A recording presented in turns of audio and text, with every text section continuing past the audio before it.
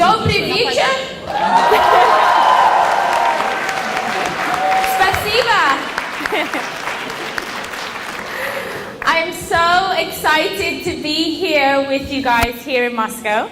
Ребята, я просто в восторге от того, что я здесь сегодня с вами.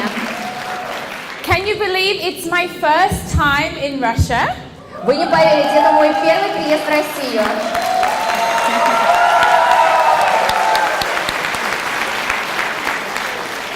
And now you may call it a coincidence, but how incredible that the Olympic flame started here in Moscow yesterday.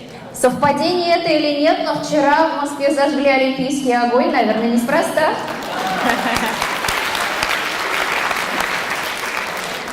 And for me, having been an Olympian, the significance of the Olympic flame is just incredible. So I'm honored to be here at the start of the flame. А я, поскольку я участница Олимпиад, чемпионка, для меня это особое событие, поэтому я очень рада, что в Москве нахожусь как раз сейчас, когда зажгли олимпийский огонь.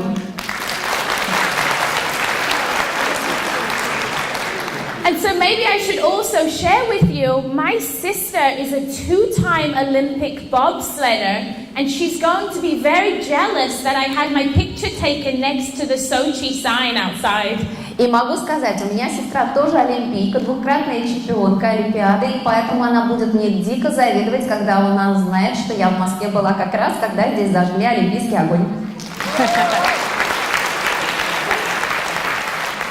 And so I am the director of fitness education for Herbalife. Итак, я являюсь директором по вопросам фитнес-обучения компании Herbalife. But what that means for each and every one of you in here is that I'm the director of no more excuses for not working out. И что это значит для всех вас здесь сидящих в зале? Это значит, что, поскольку я директор по вопросам фитнеса, это значит, что у вас больше не будет отговорок не заняться фитнесом. And so it's my role, my job at Herbalife to help you understand the importance of fitness for your health. Поэтому моя роль как директора по вопросам фитнес-компании Herbalife заключается в том, чтобы вы наконец-то поняли, насколько это важно и нужно для вас. To explain the importance that nutrition and fitness play with healthy aging. Я обязательно должна донести до вас мысли о том, насколько важно правильное сбалансированное питание и фитнес для того, чтобы вы старели красиво и здоровыми. But most importantly, I feel that it's my job to make you understand that fitness can be fun and fitness can be simple. Но я считаю, что моя главная задача все-таки это помочь вам понять, что фитнес может быть и интересным, и простым на самом деле. And so before I go into my presentation to explain a little bit of the science behind the nutrition and fitness, I want to share with you a little bit about my personal journey. Итак, до того, как я приступлю к самой презентации, там, где уже более научно буду рассказывать вам о фитнесе, о сбалансированном питании, я хочу вам рассказать о моем путешествии, то есть о моей жизни. And so my goals as the fitness expert for Herbalife is basically to make you understand that being active has to be part of your everyday life. That's my sole goal of being here today. Итак, главная моя цель пребывания здесь сегодня с вами – это дать вам понять, что вы обязаны вести активный образ жизни ради вас же самих. But first, let me share with you a little about my journey, because I feel that I want to teach you some of the things that helped me to be successful, not just with fitness, but in life. Я вам хочу вначале немного о себе все-таки рассказать, для того, чтобы вы поняли, что то, о чем я буду говорить, это не просто голая наука, а это то, что реально мне помогло. And so to do that, I'm taking you all on a journey with me. Соответственно, давайте пустимся в это путешествие длиной в жизнь. On the 27th of September in the year 2000, I woke up early feeling very nervous. 27 сентября 2000 года я утром проснулась и что-то очень занервничала. I got dressed and I put on the uniform of my country with my country's badge of honor. Я одела униформу, то есть форму моей страны со значком отличия. Because today was the day that one of my big dreams was going to come true. Потому что это был день, когда должна была сбыться одна из моих основных мечт. And all I could think of on the bus ride to the stadium was today's the day. How is it going to feel to step into an Olympic stadium? Я ехала на автобусе и думала, Господи, как же оно будет, когда я выйду на Олимпийский стадион? A journey that started when I was age 14 years old. Эта большая длинная дорога началась, когда мне было всего 14 лет. Was about to finish on this day that I was 21 years old. И эта дорога закончилась восхождением на Олимпийский стадион, когда мне было 21 год. The three things that got me to the Olympic Games were hard work. Что привело меня на Олимпийские игры? Что сделало меня олимпийкой? Во-первых, это работа, постоянная работа над собой. Dedication and sacrifice. Это, естественно, жертвы. Постоянно чем-то жертвуешь, усиленно работаешь, отрабатываешь что-то. And on this day, when I came out of the tunnel and I stepped onto the Olympic track, и в этот день, когда я вышла из туннеля на олимпийскую дорожку, I looked up at the Olympic flame. Я посмотрела наверх, там, где было пламя. I could see people waving the British flag. Олимпийский огонь горел, и люди размахивали британским флагом. And I was overcome with emotion. И меня захлестнули эмоции. Because I realized I thought that this day was the end of my journey. Потому что я поняла для себя, я раньше думала, что этот день станет как бы конечной точкой моего путешествия. But as I stepped onto the track, I realized it was truly the start of a new journey. I was an Olympian, and I was going to be an Olympian for the rest of my life. А на самом деле оказалось, что этот день стал первым днем моей новой олимпийской дороги, олимпийской жизни. Это тот день, когда я впервые вышла на олимпийскую дорожку. А став единожды олимпийцем, ты на всю жизнь остаешься олимпийцем. And so what's incredible about that day is that a journey that started with my own goals and my own dreams. И что интересного в этом дне, почему я вам рассказываю? Это путешествие, эта дорога, она началась давно с того, что у меня были просто свои девичьи мечтания. On that day became more about just me. I was proud for my mom, a single mom. И в этот день я ощутила себя кем-то другим. Я так гордилась собой, своей мамой, которая вырастила меня одна. I was proud for my coach who had trained me. He had been a coach for 20 years and I was his first ever Olympic athlete. Я очень гордилась в этот день моим тренером, потому что он 20 лет работал тренером, но я была первой олимпийкой среди его воспитанников. And so on that day I realized those three things, the hard work, dedication and sacrifice. И в этот день я поняла, что мне помогло выйти на олимпийскую дорожку и победить. Это тяжелый ежедневный труд, это целенаправленность, упорство и жертвы.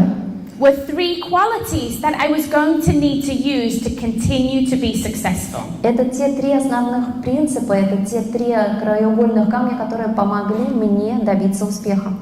So if you think to run track, the hard work is training every single day, pushing yourself past your limits.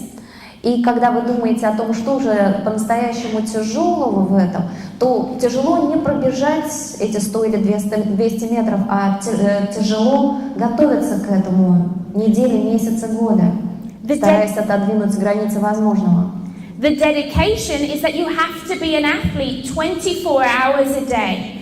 Every single day I have to be dedicated to my goals.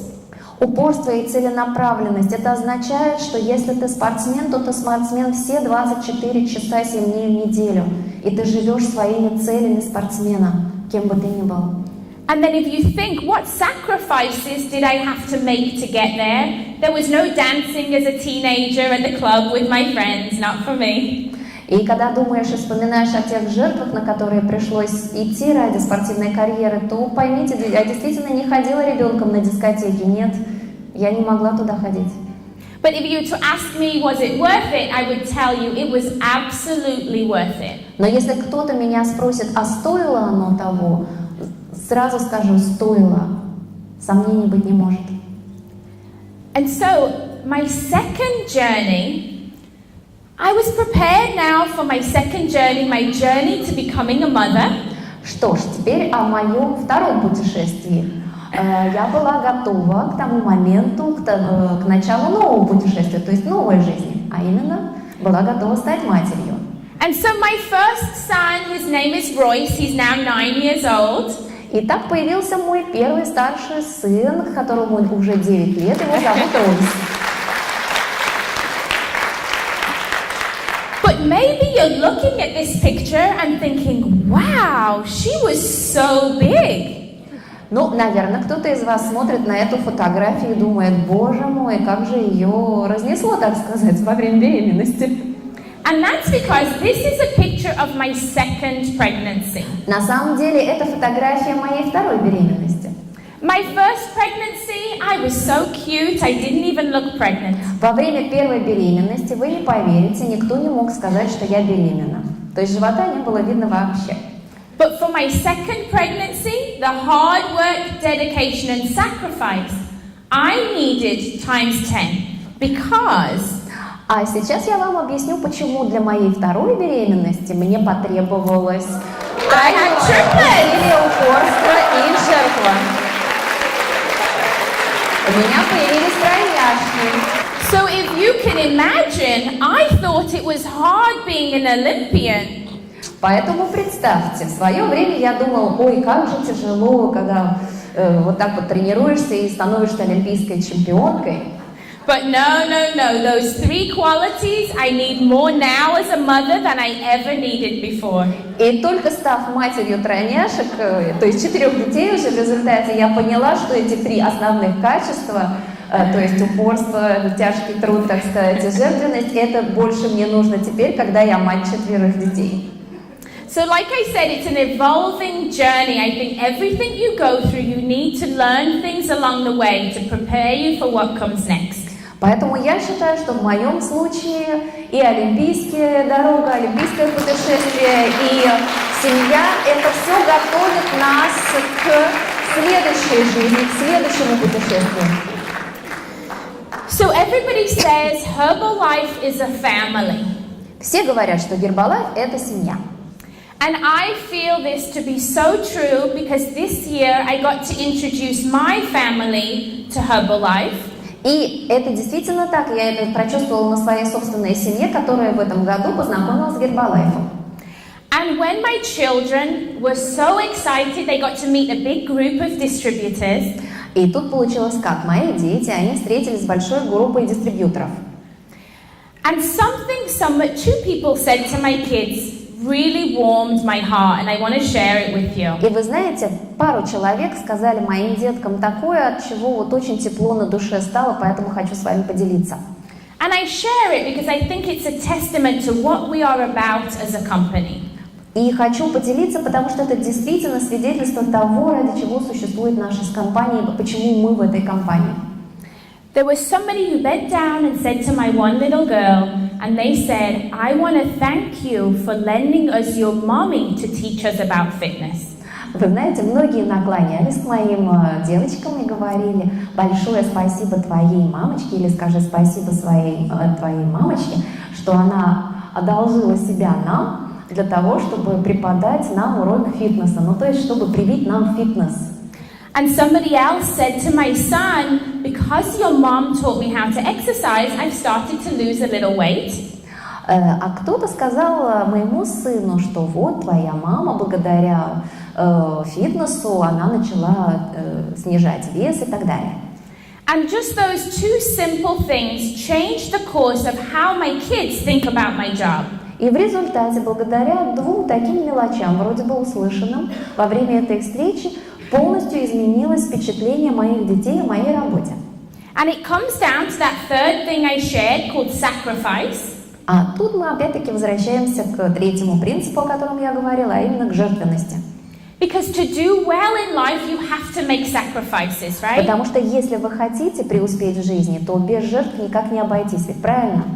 But when you understand that the sacrifices you're making are for a good cause, it makes it so much easier to be positive about the things that you're doing. Но когда ты понимаешь, что на жертвы ты идешь не зря, а что это ради хорошего дела, то на жертвы идти уже совсем не трудно, а наоборот идешь с удовольствием.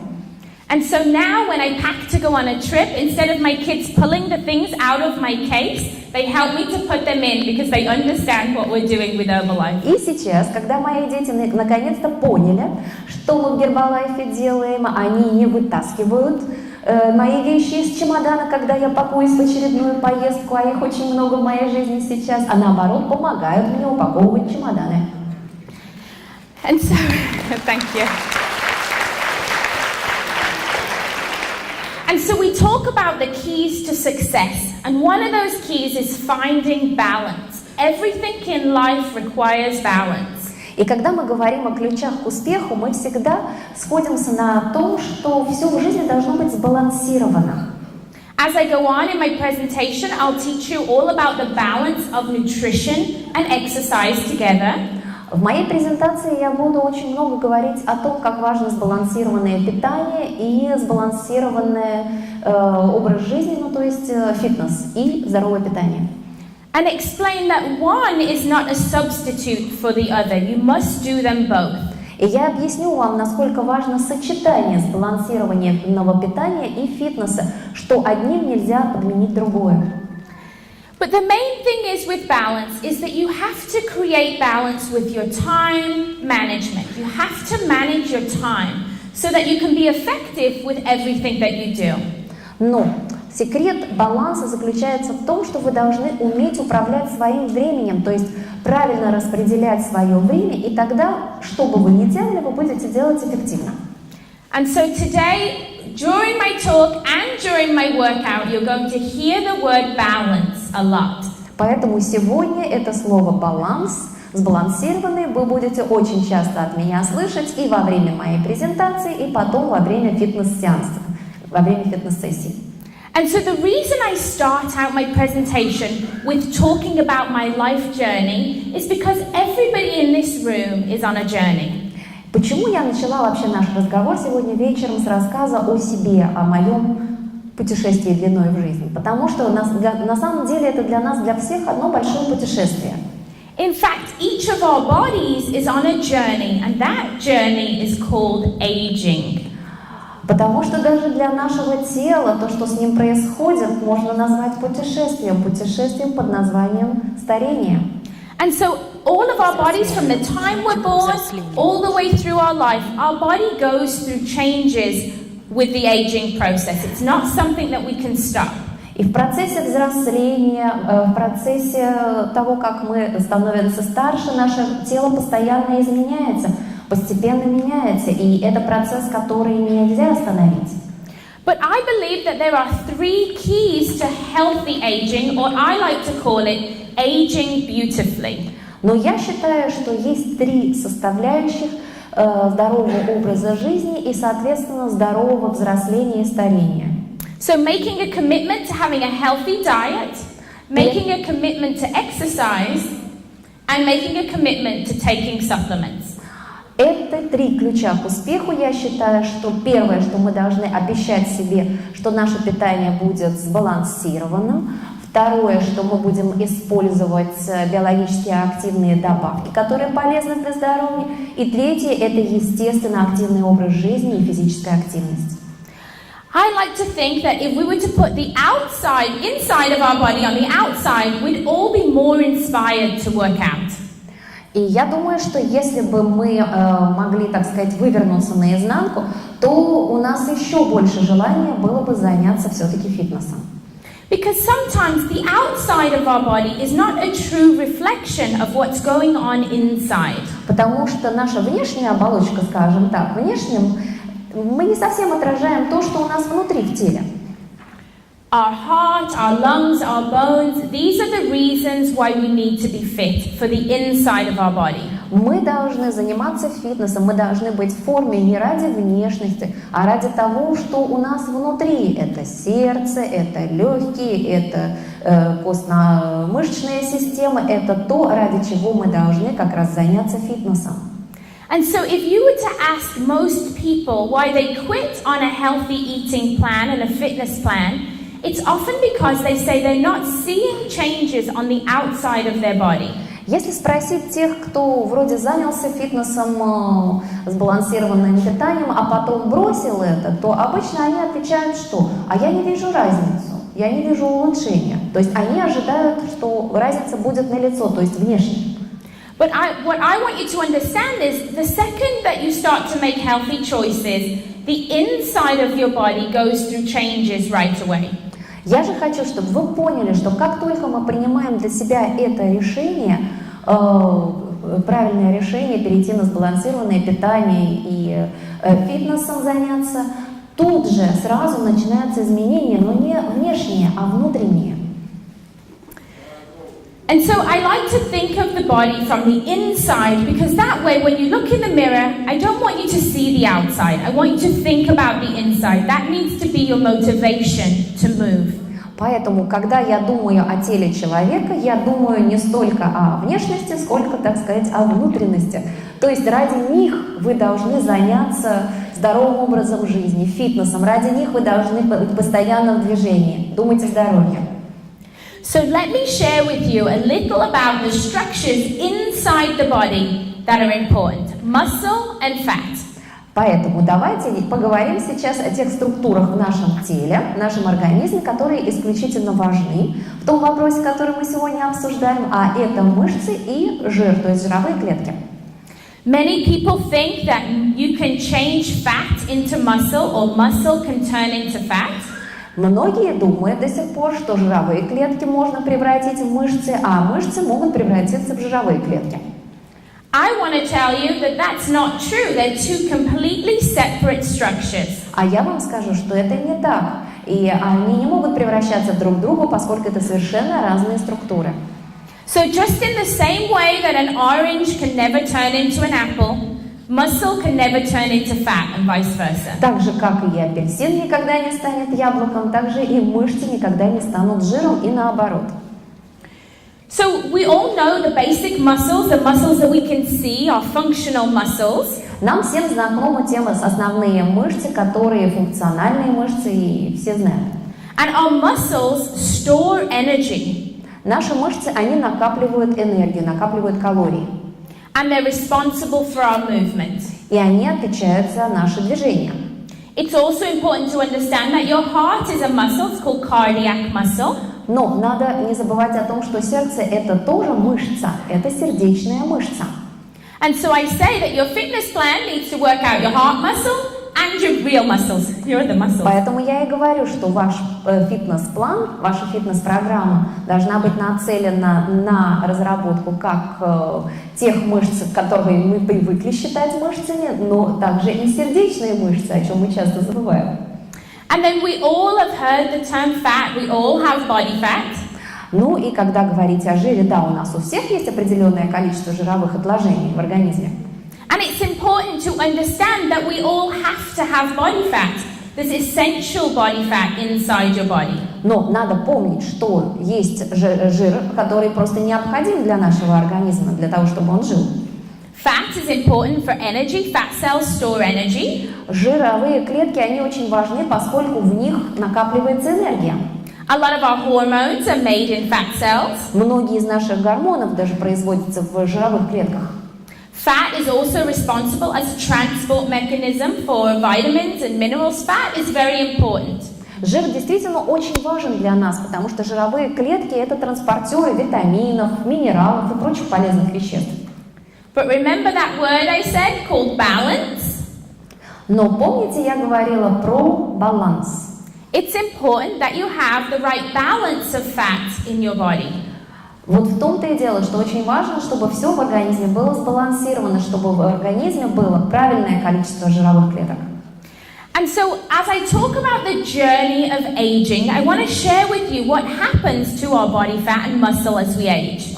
Соответственно, когда мы говорим о процессе взросления и старения, я вам расскажу, что происходит с жировыми и мышечными клетками в этом процессе. So in the early stages of our life, our body is gaining muscle at a rapid rate as we grow. Когда мы с вами растем, когда мы еще маленькие, молодые, у нас мышцы растут очень масштабно, потому что они нам необходимы. And then we hit a point where our body starts to decline. И потом мы достигаем какой-то точки, после которой наше тело, оно начинает стареть. And every year after 30s, your body starts to lose a small amount of muscle mass each year. И с каждым годом, где-то после того, как нам исполнится с вами 30 с чем-то, наше тело постепенно, по чуть-чуть начинает терять мышечную массу. So when I explain to you the importance of why you need to build muscle, и учитывая, что важно, с одной стороны, наращивать мышцы, it's not because I want you to look like a bodybuilder. Я вам об этом говорила не для того, чтобы вы занялись фитнесом и сделали из себя бодибилдеров. It's because it's important to build muscle, to be strong, so that as our body loses muscle, we're compensating for that by working out and gaining muscle mass. Важно это почему? Как я сказала, после 30 у нас начинается постепенная потеря мышечной массы. И те из нас, кто действительно наращивает мышцы, кто занимается фитнесом, может компенсировать этот процесс.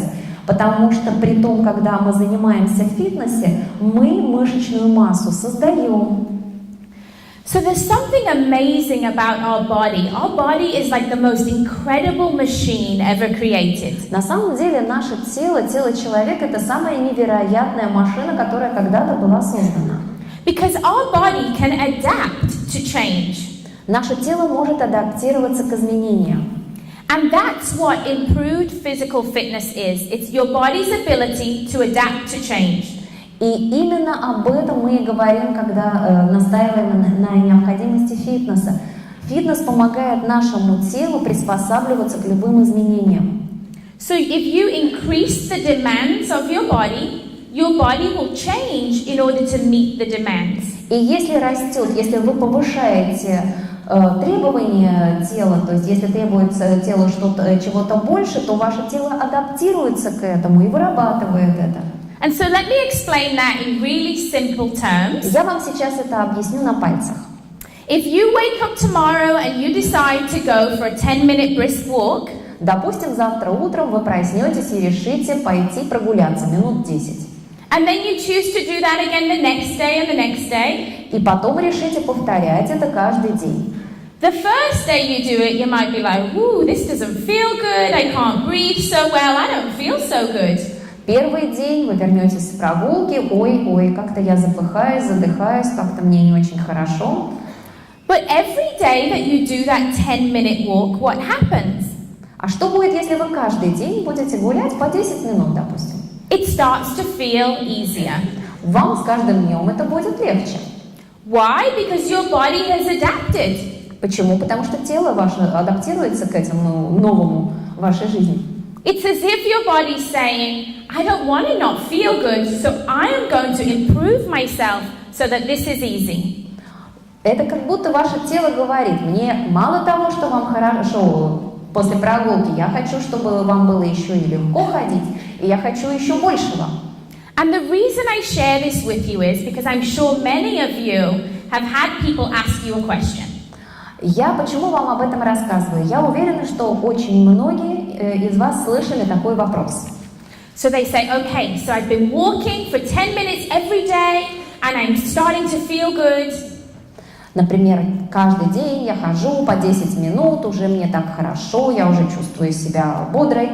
I'm working on my healthy eating, I'm doing such a good job. Я работаю над тем, чтобы у меня было сбалансированное питание, у меня такая хорошая работа. And then they're getting no more results, they're just sitting right here. И потом как-то ничего больше у них не меняется, то есть никаких дальнейших улучшений нет. What you have to tell them is, in order to get better, you need to keep adapting and changing. На это вы должны что ответить? Надо что-то дальше менять, и тогда тогда и тело будет адаптироваться и меняться. You either need to increase the duration of your walk. Instead of walking for 10 minutes, maybe you walk for 20 minutes. То есть вам либо надо удлинить ваши прогулки вместо 10 минут 20 минут, Or if you don't have 20 minutes, you only have 10, you need to maybe start jogging, increase the intensity of the exercise. или если нет у вас лишних 20 минут в день, тогда пусть это будет 10 минут, но не ходьба, а бег. To continually improve with fitness, you have to change what you're doing. Таким образом вы интенсифицируете нагрузки, и тело будет меняться по мере наращивания нагрузок. But I want to explain to you that change takes time. There's no such thing as a quick fix. Но, естественно, тут надо пояснить, что никаких быстрых результатов здесь нельзя ожидать. Нет такого волшебного средства, чтобы изменение произошло, вот, буквально проснулся завтра и все изменилось. I say anybody that promises a quick fix is not telling the truth. И сразу могу сказать, что если вам кто-то обещает быстрый сиюминутный результат, это неправда. Нет такого. And why? Because at the start of my presentation, I shared that hard work, dedication, and sacrifice is the only way to get to success. Почему? Да потому что я вам уже с самого начала нашего разговора сегодня сказала, что 3 ключа к успеху – это постоянный труд, упорство, настойчивость и жертвенность. So let's think of those 3 things first in terms of weight loss. Итак, давайте вспомним об этих 3 принципах, прежде всего в контексте снижения веса. So you decide that you want to lose weight. Вы решили, что хотите снизить свой вес. If you understand that you have to work hard, you're going to have to move your body. Естественно, вы должны понимать, что над этим придется потрудиться, то есть надо будет как-то увеличить объем движения тела, например, более активный образ жизни вести. You're going to have to be dedicated every day to good nutrition. Это значит, что каждый день надо будет помнить и думать о сбалансированном питании. And then comes the word that nobody likes. It's called sacrifice. И потом мы все вспоминаем 3-й принцип, который никому не нравится, это жертва или жертвенность. Now with weight loss, let's have a think of those things that we have to sacrifice. А теперь подумаем, чем нам приходится жертвовать для того, чтобы снизить вес. Maybe you have to sacrifice watching TV because you need to move and get in shape, do some exercise. Может быть, придется пожертвовать временем, которое мы тратим, сидя или лежа перед телевизором, потому что сидя или лежа не снизишь вес, надо двигаться. Maybe you need to give up the fast foods that are not good for you. Может быть, придется отказаться от фастфуда, который вреден для нашего организма. But again, it takes me back to balance. It's finding the balance for your body. Но опять-таки возвращаемся к принципу сбалансированности всего. Важно, чтобы все это было сбалансировано и адаптировано к нуждам вашего тела. You see, our bodies, they operate the same. We all need the same amount of nutrients in our body every day. Поскольку наш организм, он работает у всех одинаково, это значит, что питательные вещества, которые нам нужны каждый день, они практически одни и те же основные. The same basic percentages in our body of us essential nutrients, and I want to share them with you. И сейчас я вам расскажу о тех основных нутриентах, которые для нас важнее всего. And so let's talk about protein. Protein we call first nutrient. Итак, протеин или белок. Протеин, само название пошло от протос, то есть первый нутриент. Now the word protein comes from the Greek word protos, which means first nutrient. И это действительно древнегреческое слово протос, которое означает первый нутриент. You say, why is she sharing Greek words and history with us? Вы сидите и думаете, наверное, а что это она нам тут урок истории Древней Греции, греческие слова рассказывает? It's to show you that even before science, when the word protein was created, they understood the importance of protein for the body. It has to be put first. А рассказываю я вам об этом для того, чтобы вы поняли, что задолго до того, как появилась наука о сбалансированном питании, задолго до того, как само слово протеин или белок появилось в науке и в обиходе, еще в Древней Греции люди понимали важность белков. Our body is made up of protein, our muscles are made of protein, our heart, our skin, our hair. Protein makes up so much of your body. It's a very important nutrient. Огромная доля нашего организма, нашего тела состоит из белка. Это и сердце, то есть сердечные мышцы, и волосы, и кожа, и органы.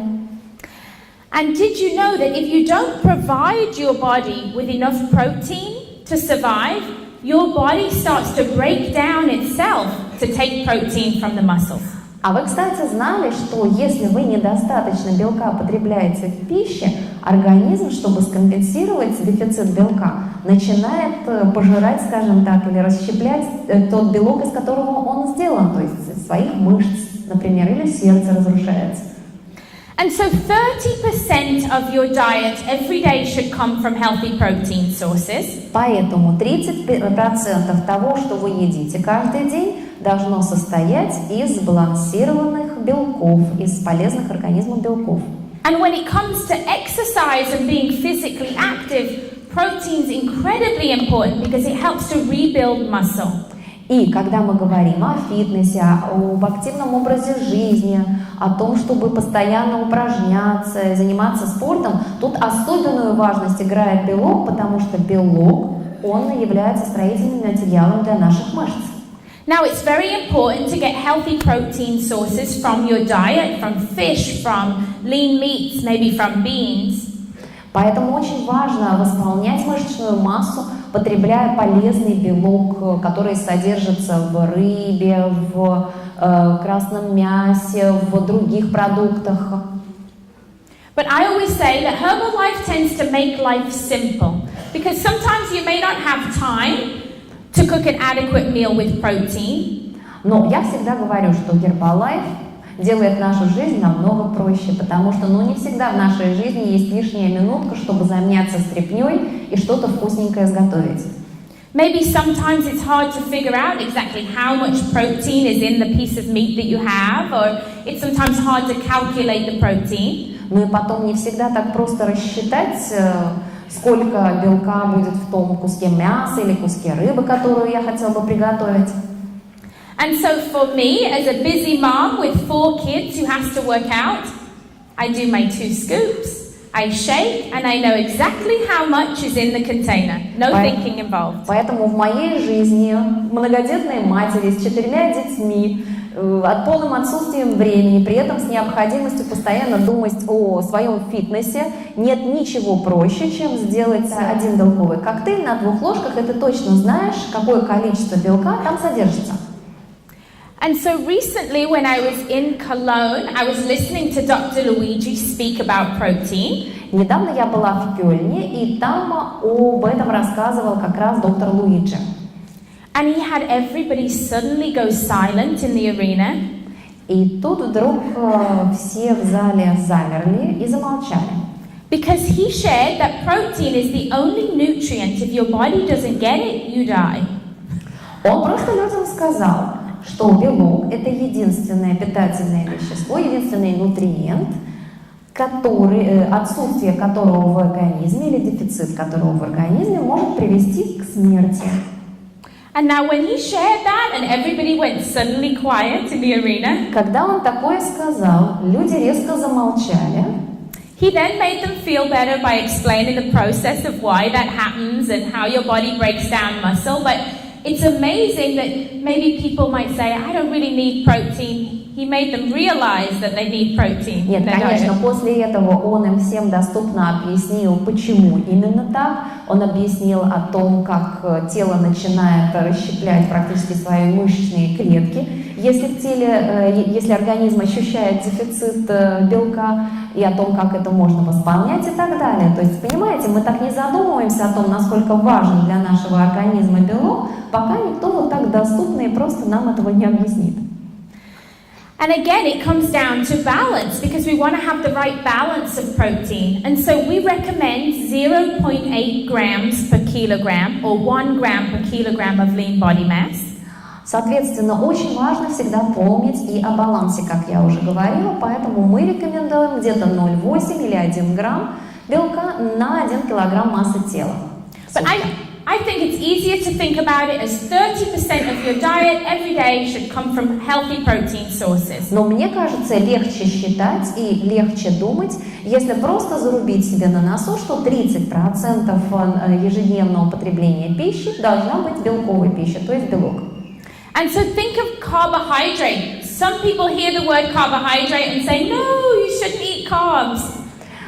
Углеводы. Некоторые, когда слышат это слово, говорят, ой, нет, их не надо есть. There's always so many crazy diets on the market that cut out entire food groups. И знаете, у нас на рынке существует огромное количество различных сумасшедших диет, которые исключают полностью из употребления целые группы пищевых продуктов. We don't believe in that. We believe in providing your body with the correct percentage of carbohydrates. Мы в такие диеты не верим. Мы считаем, что самое главное, это чтобы ваш организм получал сбалансированное питание с правильно рассчитанным процентом каждого вида нутриентов.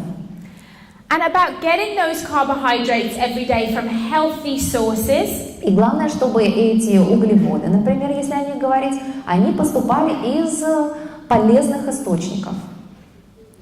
And when I showed you the picture of muscle earlier on, я вам показывала картинку в начале презентации, там, где были показаны мышечные клетки, мышечные ткани.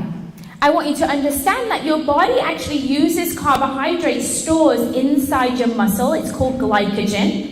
Я вам хотела как раз рассказать о том, что углеводы, они накапливаются в мышцах, и называется это гликогеном. As energy, so your body uses carbohydrate as energy in your body. То есть ваш организм использует углеводы как источник энергии. But what happens if you have too much carbohydrates in your diet and too many refined sugars? А что получится, если в вашем питании будет слишком большое количество углеводов и рафинированных сахаров? Is that your body starts to store that carbohydrate as fat. Тогда эти углеводы начнут откладываться в организме в виде жировых клеток. Okay. And so fat is another word that makes people go, ooh, we shouldn't have fat, right? Жир – это то слово, от которого все шарахаются, все говорят, ой, нам не нужен жир.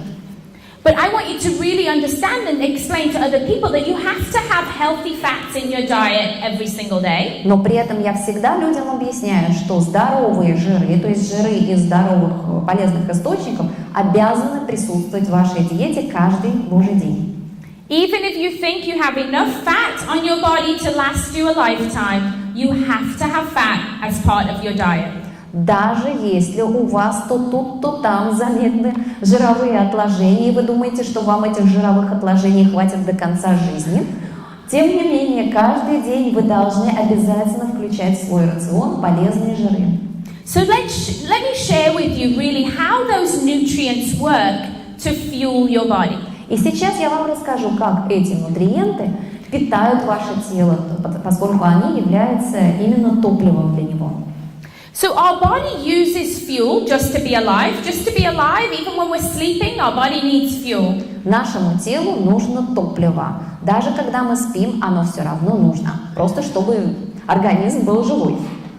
And then different types of exercise uses fuel in different ways. Но разные упражнения используют это топливо по-разному.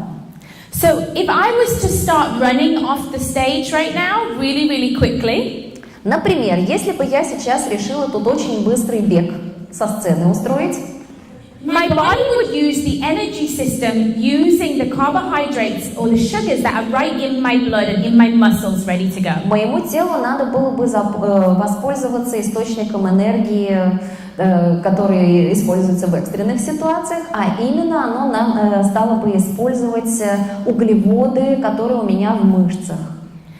And then if I keep on running pretty quickly, my body will then say to my liver, please give me some of that fuel that you've stored up from those carbohydrates because we need to fuel her. She's still moving pretty fast. А представьте, я бы так вот разогналась бы и бежала бы дальше быстро-быстро, организм начал бы занимать углеводы у печени, потому что знает, что в печени большой запас углеводов.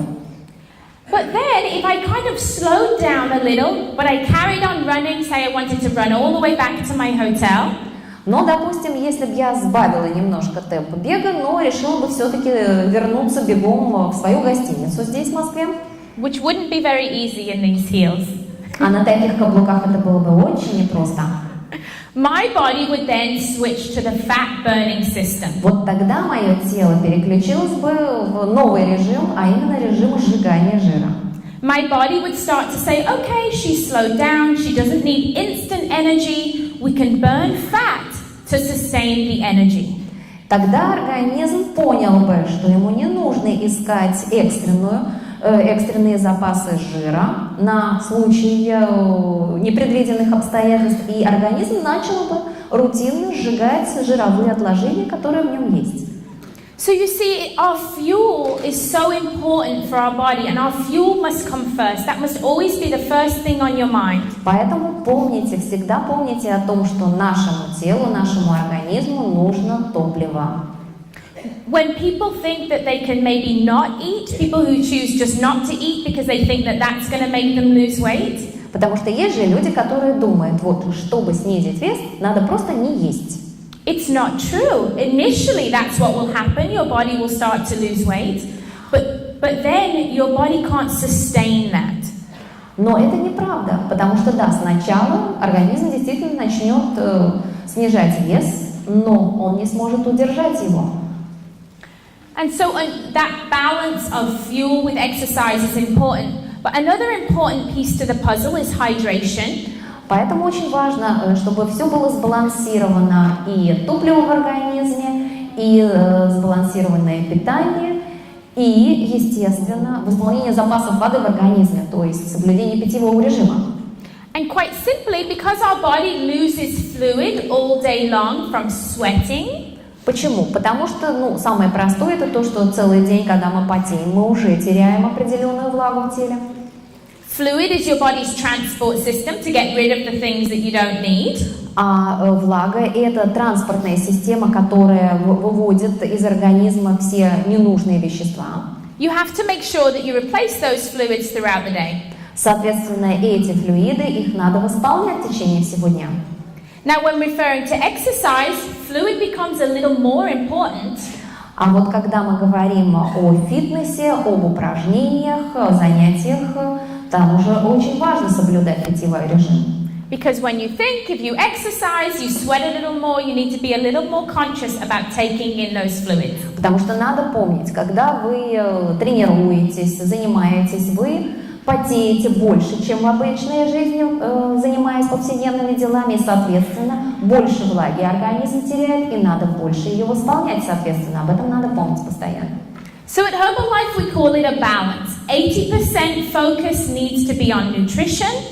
Поэтому в Herbalife мы называем это сбалансированностью, то есть 80% это акцент на сбалансированном питании. And 20% focus needs to be placed on physical activity. И 20% это упор на физические занятия, на тренировки. Now, I believe nutrition is very, very important, as I've just explained. Да, я верю, что сбалансирование питания очень-очень важно для нас, поэтому я вам сейчас это и пыталась объяснить. But you'll start to notice now that I'll get really excited because I love exercise. А вот сейчас вы увидите, что я действительно начну рассказывать вам взахлеб. Почему? Потому что речь сейчас пойдет о том, что для меня очень важно и интересно, это тренировки. Fitness to me is so much fun. Фитнес для меня это такое удовольствие. But the way in which you decide to become fit is very important. Но тут очень важно, каким образом вы придете к решению, что вы хотите заняться фитнесом. I always say I want you to be fit for your lifetime. Я всегда говорю, что я хочу, чтобы вы постоянно всю жизнь были в форме. Not just fit for 6 weeks before the summer so you look good in a bikini. То есть фитнес это на самом деле не 1,5 месяца перед отпуском, когда вы чувствуете, что не влезаете в старые купальники, надо срочно снизить вес. Not just fit because it's your sister's wedding in a few weeks and you want to look great in your dress. Это не просто желание немножко снизить вес буквально перед свадьбой своей сестры, потому что вам нужно влезть в красивое платье. But healthy and fit as a lifestyle choice. Я говорю о фитнесе, о тренировках, как о выборе, жизненном выборе, как о стиле жизни. For what I call that beautiful aging, if you want to age beautifully. Это как раз то, почему я и говорю, что мы должны, и у нас есть возможность стареть красиво. So getting fit from the inside of your body. Поэтому тут очень важно, чтобы в форме было ваше тело, то есть ваш организм, не просто внешность, а организм. Looks and feels a little bit different than a lot of the programs you see out there that are all about just jumping straight in. И это отличается немножко от тех программ, фитнес-программ, которые все предлагают, где предлагается сразу и, что называется, в омут. At Herbalife, we believe in science. The science behind our products is incredibly important to us. В Herbalife мы верим в науку. Научное обоснование полезности нашей продукции исключительно важно для нас. Doing things the right way, the way we process our products, it's very important to us. The slow way is always the best way. И мы всегда хотим все делать правильно. Пусть не быстро, но правильно. Поэтому и в фитнесе нельзя вот так вот сразу и в воду. We take that same approach to fitness. Поэтому в фитнесе мы также говорим, что все должно делаться постепенно и поэтапно. We believe that taking it one day at a time is better than going out tomorrow and doing too much. Нельзя прямо завтра заняться огромным объемом тренировок. Это все надо наращивать постепенно. Because you're less likely to quit if you kind of build up gradually. И если вы будете постепенно приводить себя в хорошую форму, меньше вероятности, что вам в один день это все надоест или будет слишком тяжело, и вы бросите. And so I'll share with you, what do most people do? They wake up on January 1st and they go, today's the day. Вы же знаете, как это бывает. Большинство людей просыпаются 1 января и решают, вот с сегодняшнего дня я точно займусь фитнесом. I'm going on a diet, I'm going to the gym. Займусь гимнастикой, пойду в гимнастический зал, тренажерный зал, сяду на диету и так далее. What do? They go to the gym, they lift weights, they go for a run, they feel great. И что обычно происходит? Да, они идут в тренажерный зал, там с гантелями, еще чего-то делают, бегают, там прыгают и... Why do they feel great? Because your body releases hormones when you exercise called endorphins. They're happy hormones. Почему они хорошо себя чувствуют? Потому что организм вырабатывает эндорфины, гормоны счастья. They wake up the next day, they feel a little sore, and then they do it all again, and you're still excited. It's January 2nd, this is my year, I'm going to lose all this weight. Просыпаются 2 января, да, как-то еще бока побаливают от вчерашних занятий, но ничего, это же 2-й день моей новой жизни, я хочу снизить вес, я хочу быть в форме. Продолжают. And then the 3rd day comes around. А потом 3-й день наступает. And you go to get out of bed. Человек пытается вытащить себя из постели. And you stand up and you don't feel so good. Пытается с трудом. Кстати, распрямиться тяжело. It's called delayed onset muscle soreness. Это то, что называется отсроченными мышечными болями. In the athletics world, we shorten it, we call it DOMS. У нас в спорте тоже есть такой феномен, то есть когда мышечная боль наступает, но не сразу. And when an athlete had pushed it too hard and you'd see them walking to the track, we'd sing a song. Are you ready for the song? They'd go dum da dum dum dum. И так бывает, когда спортсмен, который очень переусердствовал в тренировках, выходит на беговую дорожку или куда-то и еле перемещает ноги. It's like the walk of shame. Это как как сказать, по позорной дорожке пройтись. You want to push your body just enough. Тут большая проблема даже просто ноги передвигать после такого бывает. But not so far that your body then hates you. Потому что если вы переборщите в тренировках, в занятиях, ваше тело вас возненавидит. Поэтому здесь очень важен разумный объем занятий. You have to push yourself enough to improve. Вам нужно столько тренировок, чтобы вы лучше себя чувствовали, чтобы организм оздоровить. But not push yourself to the point that you can't walk up the stairs. Но не довести себя до такого состояния, что вы и по лестнице не сможете подняться. Again, it's called balance. It's finding that balance, understanding you can start out slow and take it one day at a time.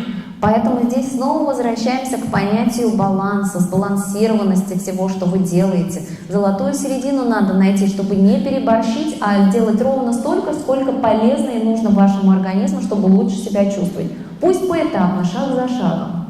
And that's what I like to teach in fitness, is that Rome wasn't built in a day. Также и в фитнесе. Когда я говорю о фитнесе, я всем напоминаю, что Рим не за один день построили. You're not going to get a six-pack by tomorrow after my workout. A six-pack? Your abdominals. Поэтому я вам могу сказать, что завтра, утром, вернувшись с моей сегодняшней лекции, скажем так, вы не встанете перед зеркалом и не увидите, что у вас животик куда-то испарился. Такого не будет. But if you make a commitment to move every day, you will start to see changes. You just have to be patient. Но если вы просто дадите себе обещание каждый день больше двигаться, заниматься, вы увидите, что изменения будут. Пусть не разительные ни сегодня, ни завтра, но зато постоянно и постепенно. And so let's think. Flexibility is a part of fitness. Давайте подумаем, из чего состоит понятие фитнеса, то есть хорошей физической формы. Это гибкость тела. Doing simple stretches to keep your joints mobile. As we age, our joints get stiff. If you keep moving them, they feel good. Это же очень важно. Наши суставы, они по мере взросления, старения, они изнашиваются, они становятся тугоподвижными, их надо разрабатывать, чтобы движения были легкими и удовольствие. Поэтому растяжки постоянные в разумных объемах, это очень полезно. Doing cardio exercise encourages your heart to become more efficient, to make your body more efficient at using oxygen.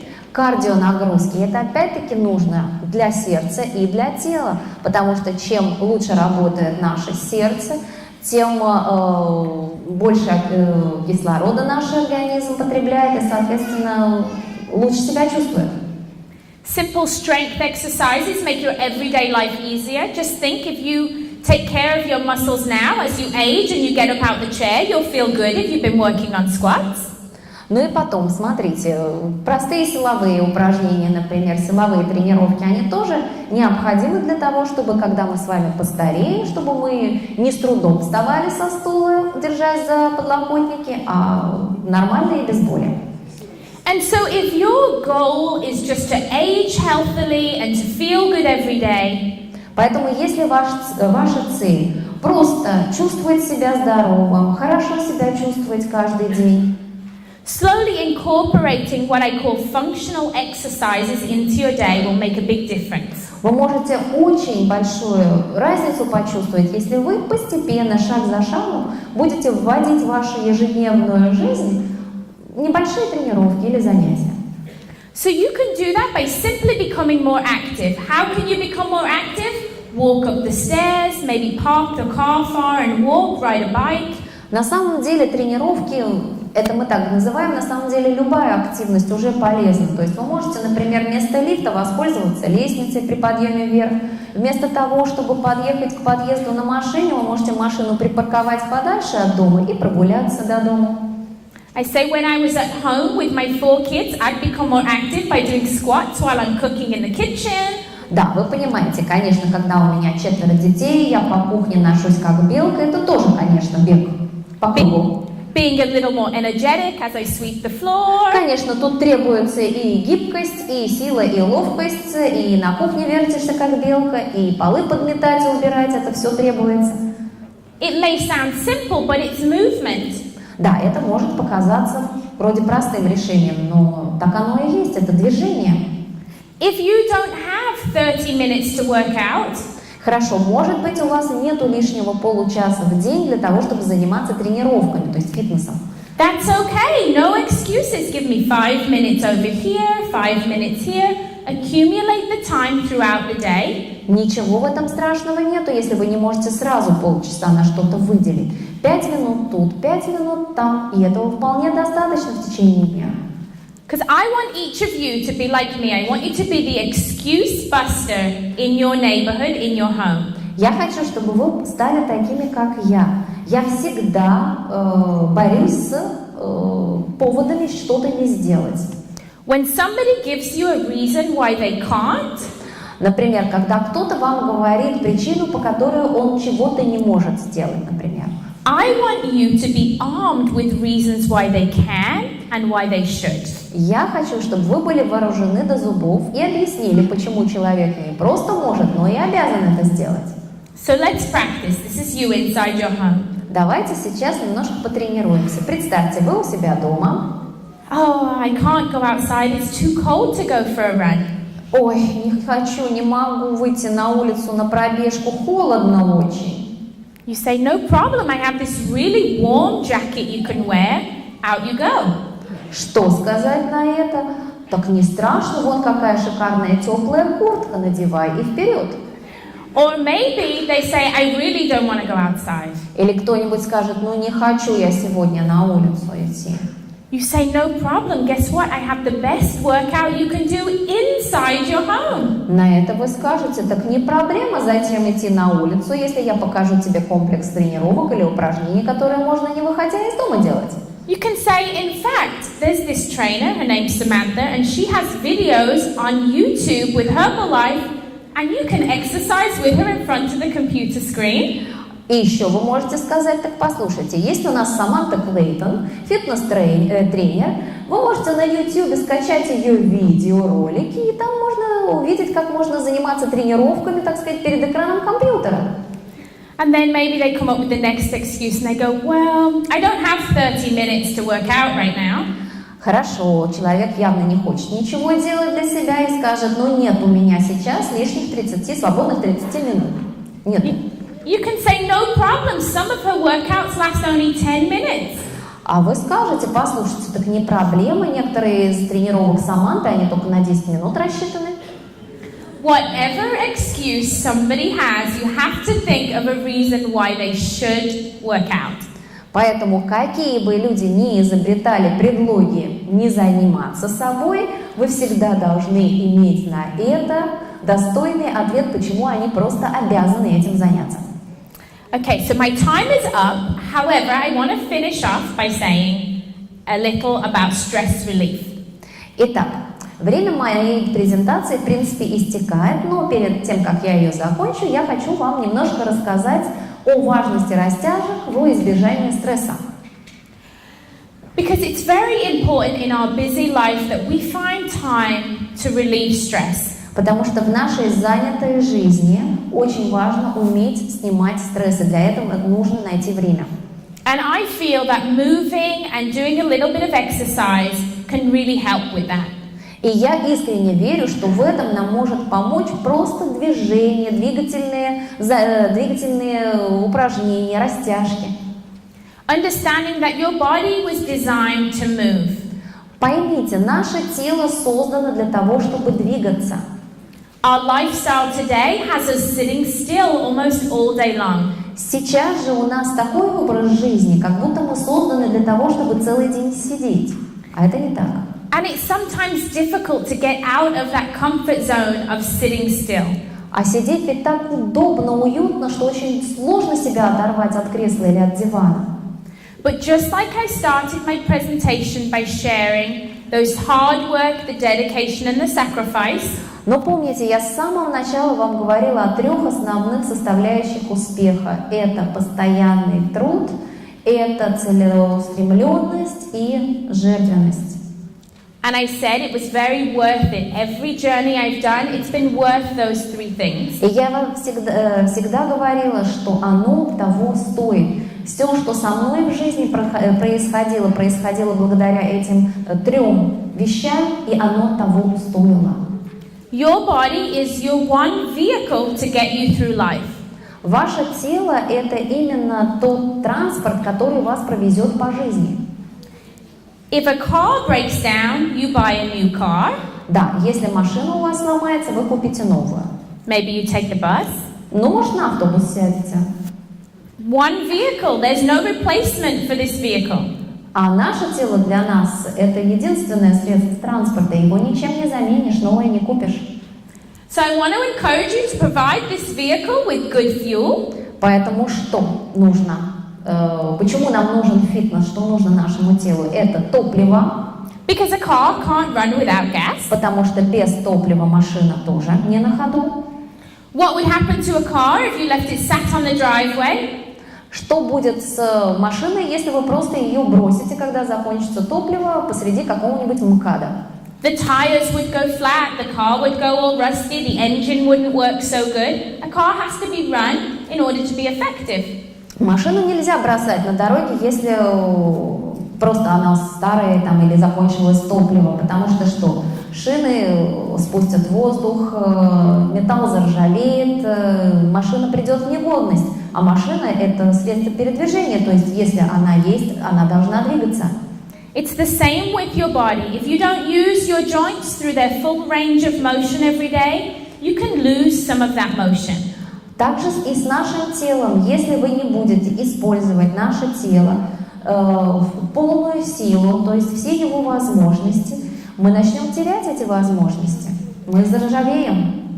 And so it's my job at Herbalife really to just help inspire you to be an example for yourself and for your family. Поэтому моя работа в Herbalife заключается в том, чтобы вдохновить вас стать примером для себя самих и для вашей семьи. We call it becoming your level 10, being the best you can be every single day. Мы это называем выйти на 10 уровень себя самого, то есть стать таким, о ком вы только могли бы мечтать. We call it being a product of the product, taking your products every day yourself in order to encourage others to do the same. И при этом каждый день вы должны заниматься этим, чтобы вдохновлять других. And importantly, it's my role to kind of help give you the tools that you need to help other people to become healthy and active. И моя роль заключается в том, чтобы дать вам ключ к тому, как помочь другим людям сохранить на долгие годы хорошее здоровье. And so I've put those tools together with the fit tips that you can see on YouTube every week. И каждую неделю на YouTube вы можете смотреть мои видеоролики, там, где как раз все ключи к успеху и перечисляются. But there's also other programs on myherbalife.com that you can go and find ways on how to make your business a more active business. Кроме того, на herbalife.com вы можете найти кучу полезных советов о том, как сделать ваш бизнес куда более активным и прибыльным. And so I want to leave you with one simple thing. Поэтому в заключение хочу сказать вам одну простую вещь. Activity for general health. Во-первых, вам нужно поддерживать тело в активной форме для того, чтобы вы в общем и целом чувствовали себя здоровыми. Activity should be done on 5 days of the week at least for 30 minutes a day. Для этого требуется занятие, то есть это 5 дней в неделю, минимум по полчаса в день. 3 of those days should be focused on cardiovascular, so getting your heart rate up, getting a little out of breath. 3 дня из этих 5 надо посвятить кардиотренировкам, чтобы вы тренировали сердечную мышцу. And 2 of those days should be focused on resistance training for strengthening your muscles and your bones. А 2 дня должны быть посвящены силовым упражнениям и тренировкам для укрепления мышц и костного аппарата. Now this should be your minimum, 30 minutes a day. It can be 5 minutes in the morning, 15 minutes in the afternoon, just so long as 30 minutes every day you're moving your body. И помните, минимум 30 минут в день, не обязательно одним сеансом, это может быть 5 минут утром, 15 минут после обеда и так далее. Главное, чтобы в общем у вас набегало не меньше получаса каждый день. And so if anybody asks you the question, why should I live a healthy, active lifestyle? И если кто-то вам задаст такой вопрос, а зачем, с какой стати мне заняться тут активным жизненным стилем и зачем жить вот таким образом, you should share with them because they're worth it, because this is your one vehicle. расскажите людям о том, что оно того стоит, что наше тело – это наше единственное транспортное средство, и о нем надо заботиться. And we all want to age healthily. И мы всем хотим стареть, при этом оставаясь здоровыми. Or as I call it, age beautifully. А я это называю стареть еще и красиво. Let's work out, everybody. А теперь давайте за дело. Займемся фитнесом.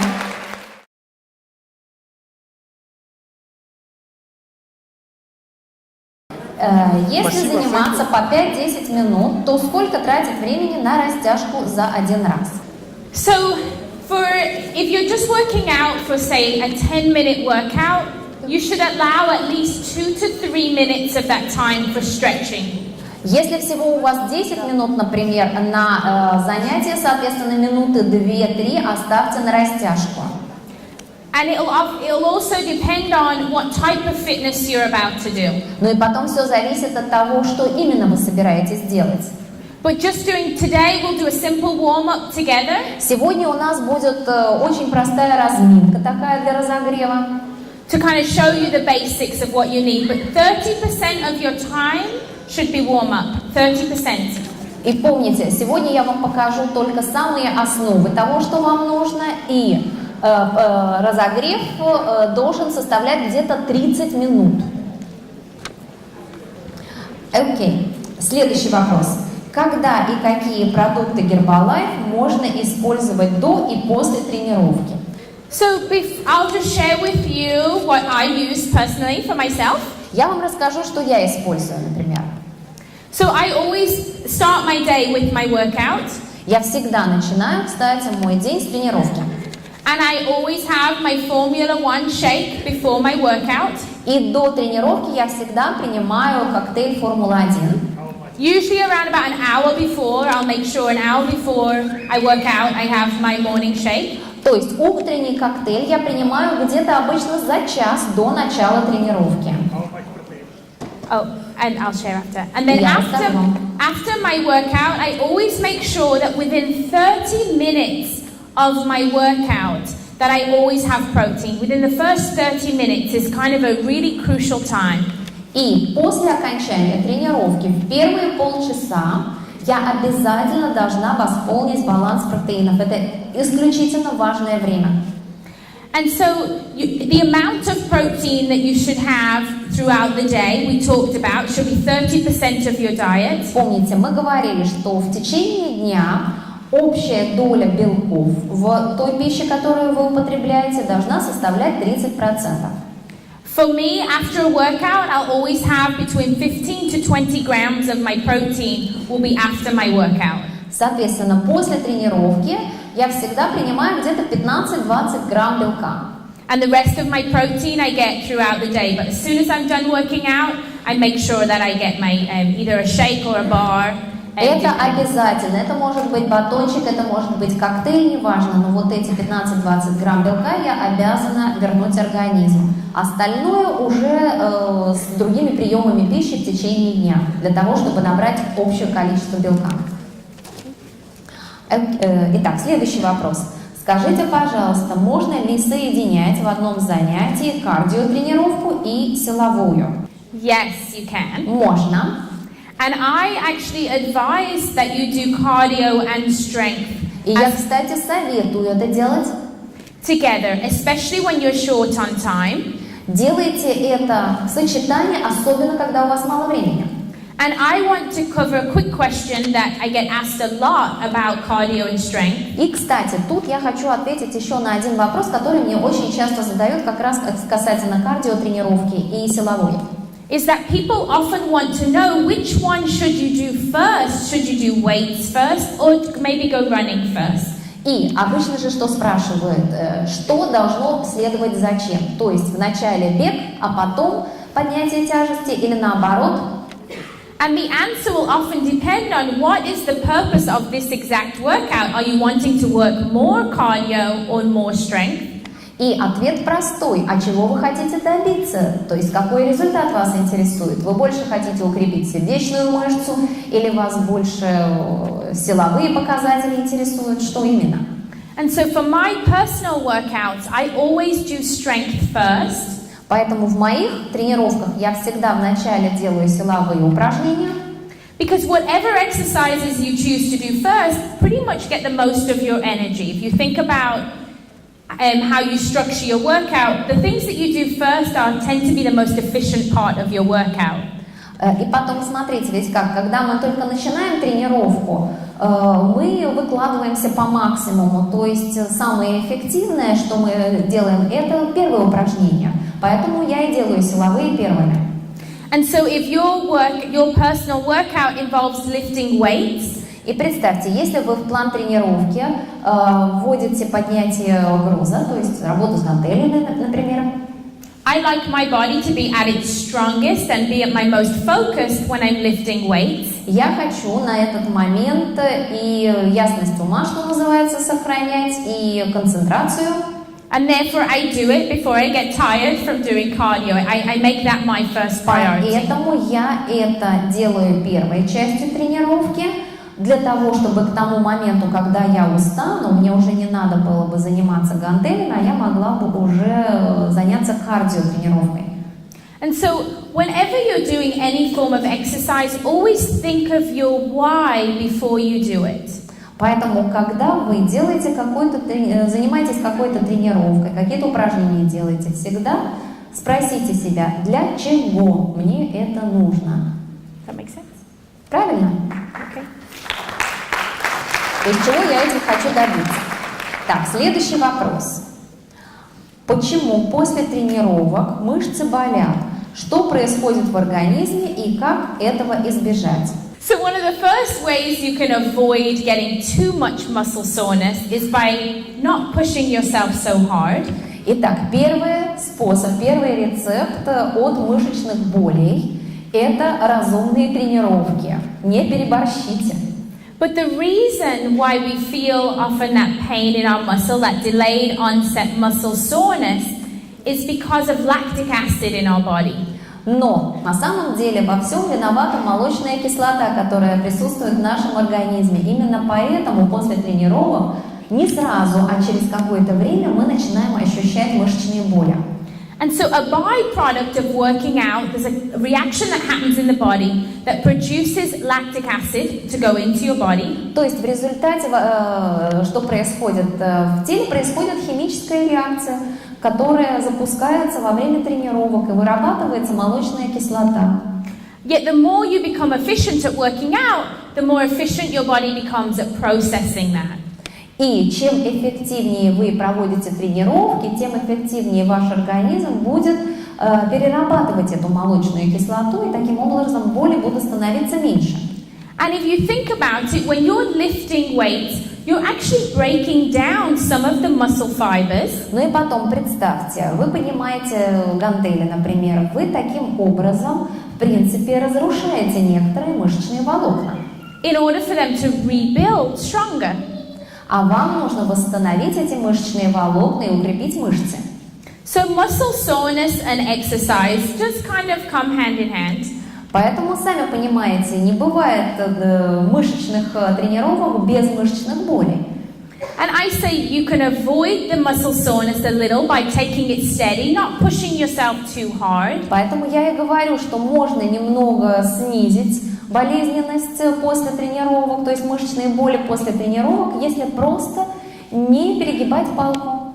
But one of my favorite tricks for getting rid of that muscle soreness is to start moving again. Но, кстати, один из моих любимых фокусов, как забыть о мышечной боли, это как только чувствуешь, начинаешь снова двигаться. So even when you feel sore and you can barely walk, you just need to get moving so that your body can start flushing out the toxins and start to feel good. Почему я так говорю? Когда вы чувствуете, что ой, мышцы болят, ходить тяжело и так далее, вам нужно все равно быть в движении, потому что когда вы в движении, организм работает и продолжается процесс выведения токсинов из организма, шлаки выводятся, соответственно, и боли уходят. But the good thing to know is that when your body's feeling sore because you've pushed yourself, you're going to get stronger on the other side. So Но с другой kind of стороны, worth it. тут есть и своя компенсация. Если вы очень сильно занимались, потом у вас все очень сильно болело, это значит, что в результате все равно вы эти мышцы укрепите. Okay. Следующий вопрос. Есть ли у вас велосипед? И что вы думаете о тренировках на велосипеде? So I do have a bike. Есть велосипед. And I often go bike riding and road biking with my husband. Кстати, мы с мужем часто отправляемся в дорогу в велосипеде. I ride my road bike around about 40 miles. I ride on 2 days and I do 20 miles each day. В принципе, как, например, отправляемся на 2 дня в такую велосипедную прогулку, и это где-то 40 миль за 2 дня, то есть 20 миль за день, это километров 30, неплохо. For me, I do it for quiet time. Я это делаю еще потому, что это очень успокаивает.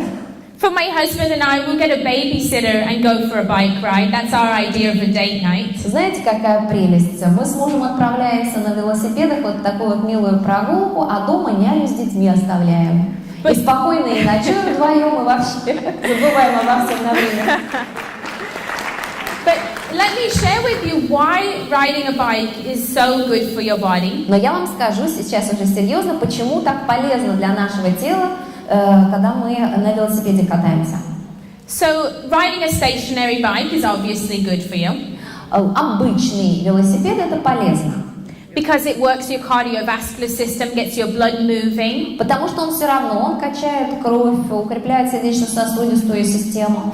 It's a very simple and easy way to build up your endurance. Это велотренажер, она имеет в виду, который тренирует выносливость. But another reason that it's fantastic is that it's a low impact exercise. На самом деле прелесть велотренажера еще в том, что очень маленькая нагрузка на ваши суставы. So biking is something I often recommend to people who are quite overweight. Поэтому это то, что я часто рекомендую людям, у которых очень сильно избыточный вес, скажем так. Because maybe that impact of maybe jogging or running doesn't feel good for their body when they're first starting out. Ну, потому что если они начнут, например, бегать трусцой или заниматься тренировками, учитывая такие габариты тела, будет очень непросто, и не все это выдержат. So getting on a bike is a great way to get the exercise without excess stress on your joints. А такой велотренажер – это прелестный способ разрабатывать суставы, не дать им заржаветь, при этом без лишней нагрузки на эти суставы. And then the last thing I want to share about bike riding and why it's so fantastic is that if you're on a bike that's not stationary, a regular bike, А теперь я вам скажу, в чем прелесть, когда у тебя есть настоящий велосипед, то есть не тренажер, а велосипед. it's actually good for your brain. It's good for your coordination. It requires you to be focused. It requires you to think about what you're doing and be spatially aware.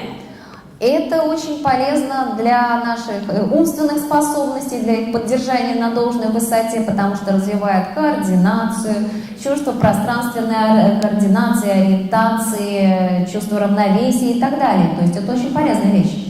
And so I think that biking is a great full body exercise because it works your mind, your balance, your coordination, your cardio.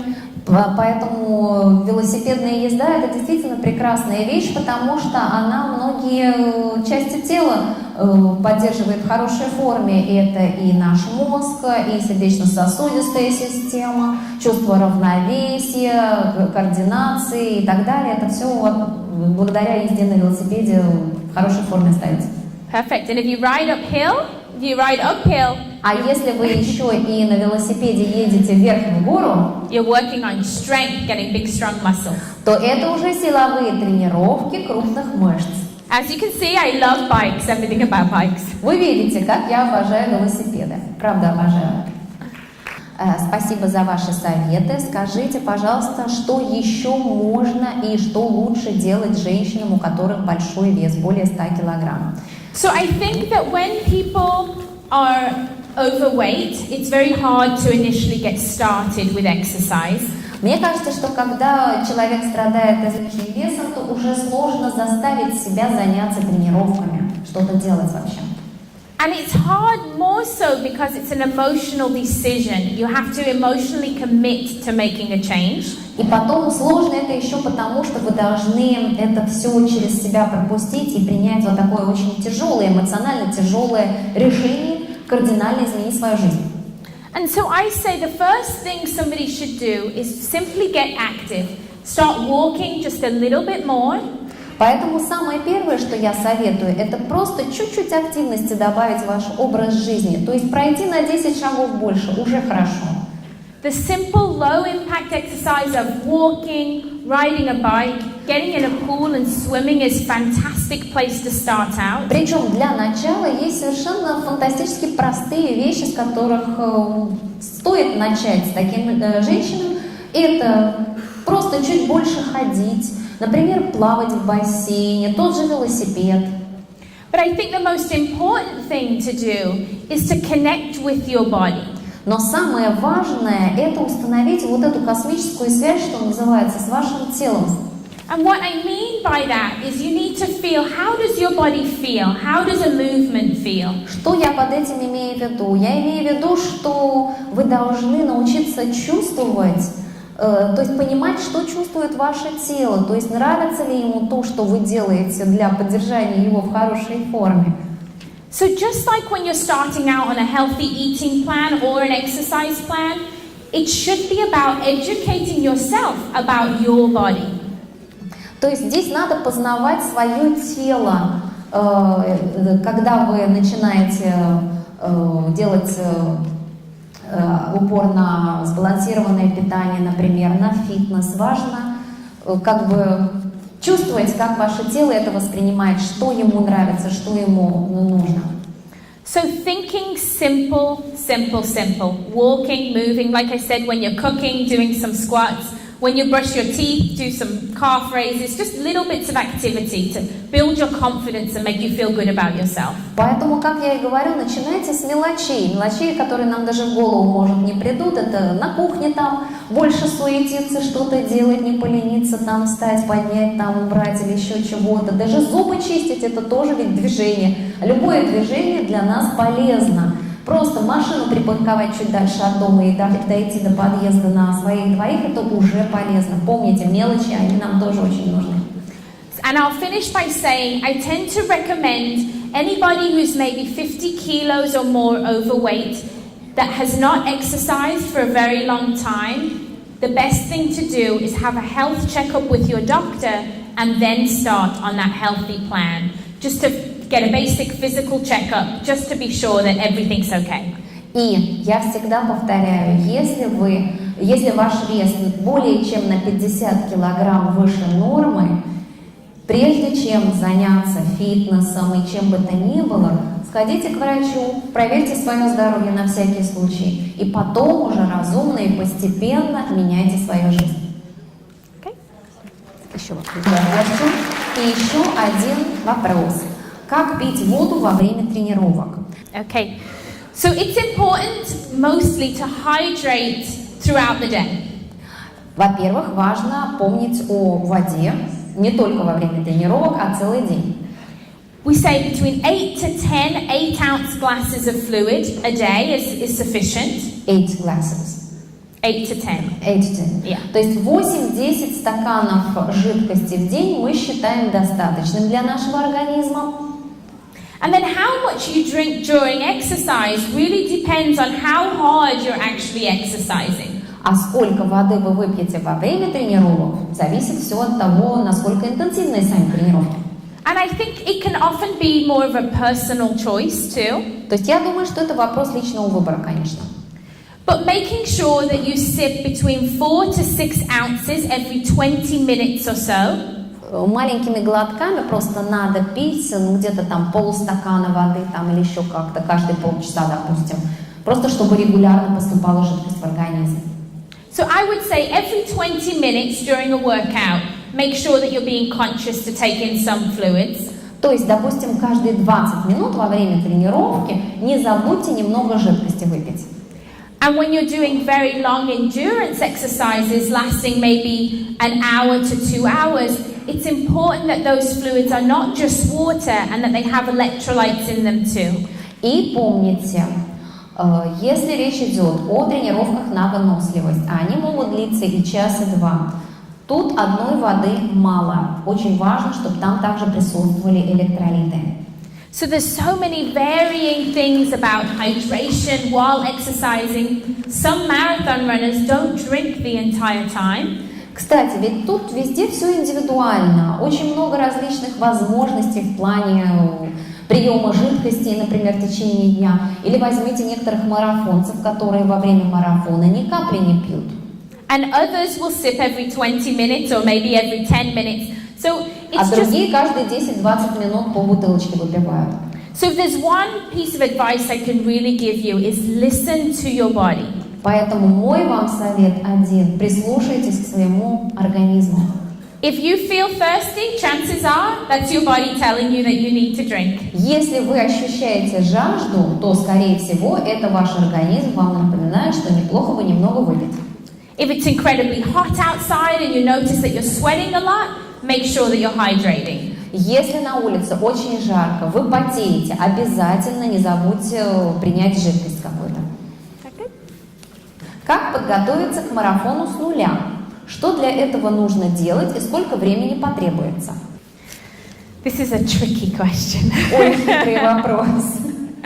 Because it can often depend on what is your starting level of fitness. Но это же часто зависит от вашего исходного уровня, то есть от вашей текущей физической формы. But let's imagine you've never run before in your life. Но представим, что вы никогда раньше в жизни бегом не занимались. And you want to start out on preparation for running a marathon. И тут вы задумали готовиться к марафону. I would say that 3 to 6 months is the minimum really you should take to start getting ready. Я бы сказала, тут минимум на подготовку потребуется от 3 до 6 месяцев. And it has to be that stepped approach that I talked about. И опять-таки подход шаг за шагом, иначе нельзя. Starting out with simply walking. If you've never run for a long time, you need to start out by walking. И потом, если вы никогда на большие дистанции не бегали и вообще долго не бегали, то надо начинать с простого, с ходьбы. For the first few weeks of a training program, you want it to be slow and very steady. Причем первые несколько недель подготовки вам нужно, чтобы прогресс был медленным, но постоянным. And what I call time-based training. И тут тренинг будет уже временной. So when you first start out, I say forget about how many miles. Let's think of it in terms of time. Поэтому, когда вы только начинаете подготовку, не думайте о километраже, думайте в разрезе времени. Because just the thought of, oh, I have to run 3 miles or 4 miles can just put you off and make you not feel so Потому great. что если вы себе подумаете про себя, что ой, мне надо пробежать там 3-4 километра, эта сама мысль уже вас может сильно напугать. But when you think in increments of time, 20 minutes, go up to 30 minutes, go up to 40 minutes, you can gradually increase the time. Вам будет намного легче, если вы будете говорить себе: сегодня я пробегу 20 минут, завтра 30 минут, потом 40 минут, и вот так постепенно наращивая длительность бега, вам это удастся сделать, при этом сильно не испугав свой организм. And then I say, once you can manage to run a nice steady pace for 1 hour, for 60 minutes of comfortable jogging pace. И потом, что я вам скажу, когда вам удастся добиться того, что вы можете спокойно, без особого напряга бежать 1 час в стабильном темпе, it's a great idea then to start adjusting the intensity of your workouts. Вот тут-то как раз самое время наконец-то варьировать интенсивность. Through what we call interval training. So maybe then you'll be, say, I'll walk for 10 minutes, run for 10 minutes, walk for 10 minutes, run for 10 minutes. Например, вы можете изменить режим тренировок и, например, скажете себе: теперь я буду как? Тренироваться 10 минут ходьбы, 10 минут бега, 10 минут ходьбы, опять 10 минут бега. Because what that does is it makes your body use those different energy systems that I talked about today. Чем это полезно? Это заставляет тело использовать разные источники энергии, о чем я вам сегодня уже говорила. To make your body overall more efficient at running. И так, в общем и целом, эффективнее будет сам бег. And using your fuel in different ways. So running slow and steady will be burning fat. И таким образом организм будет по-разному энергию генерировать. То есть, когда вы медленно бежите в ровном темпе, организм будет жиры сжигать. And then doing your intervals, running fast and running slow, running fast. You're pushing your body to utilize all of the systems. А при этом, когда вы будете вот так вот чередовать быстрый бег с медленным бегом или быстрой ходьбой, соответственно, тело будет использовать на полную катушку все системы, то есть заставлять их работать. But I really do believe that anybody in this room, if you make a commitment that you want to do any kind of race, whether it's a 5K or all the way to doing a marathon, with a plan and with the desire, you can make it happen. Но я действительно уверена в том, что каждый из вас, сидящих в этом зале, если поставит перед собой цель, что он хочет пробежать марафон, или же даже просто 500 метров, неважно. Вот та цель, которую вы себе поставите, если вы правильно все сделаете, вы сможете этого добиться.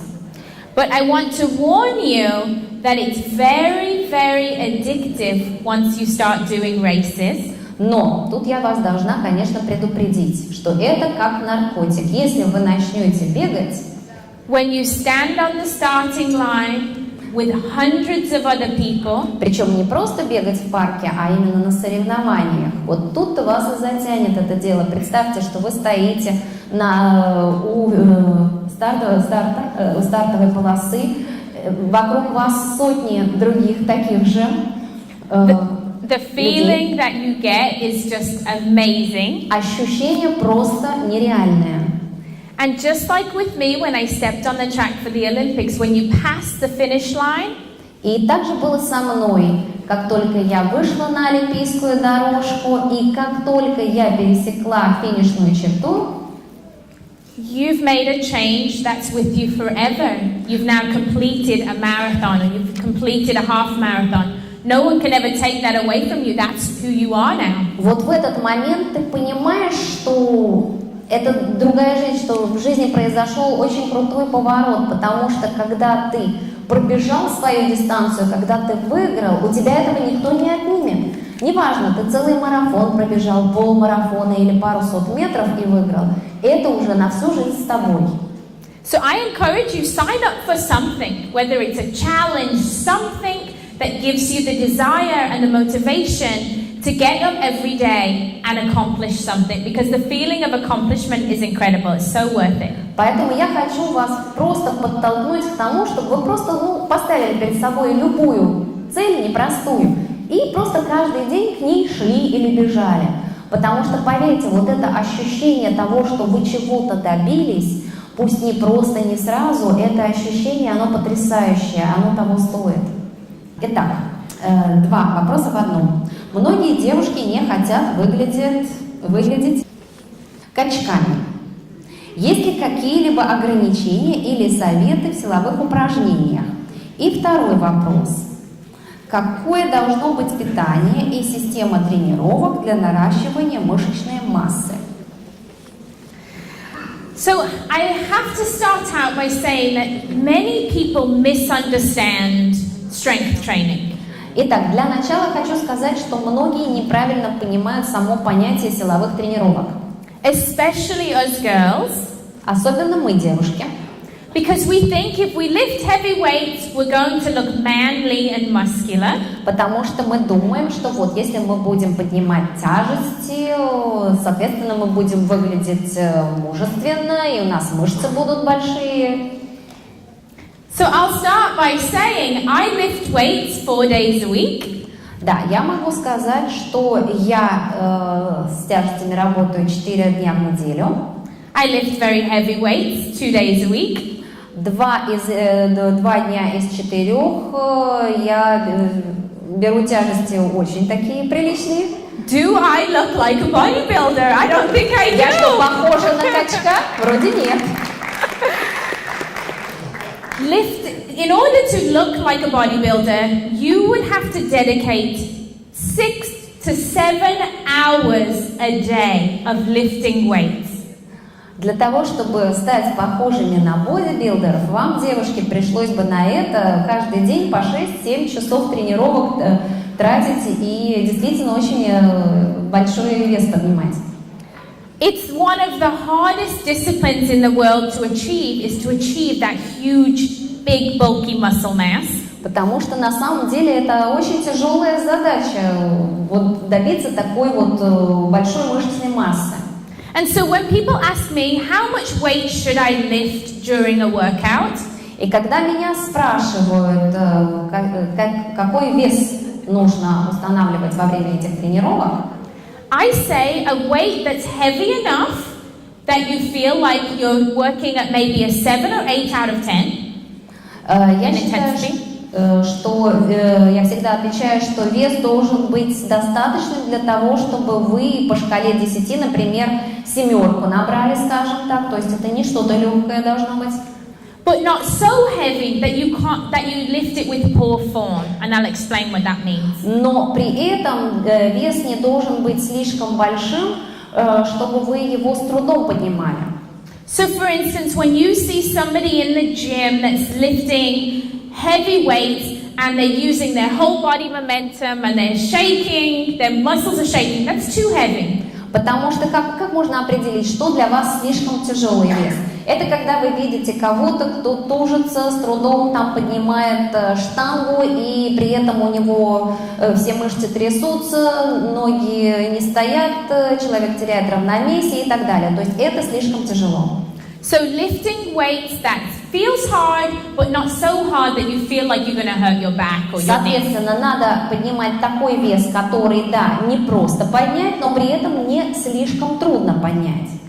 And I want to share with all my ladies in here that having lean muscle mass makes your body burn more calories all day long.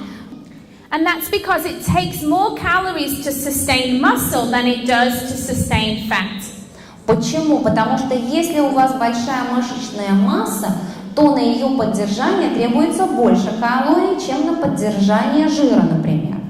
So I think that 2 days a week that are purely focused on strength, lifting weights, building major muscle groups. Соответственно, я считаю, что 2 дня в неделю надо полностью посвятить силовым тренировкам, то есть наращиванию мышечной массы основных мышц.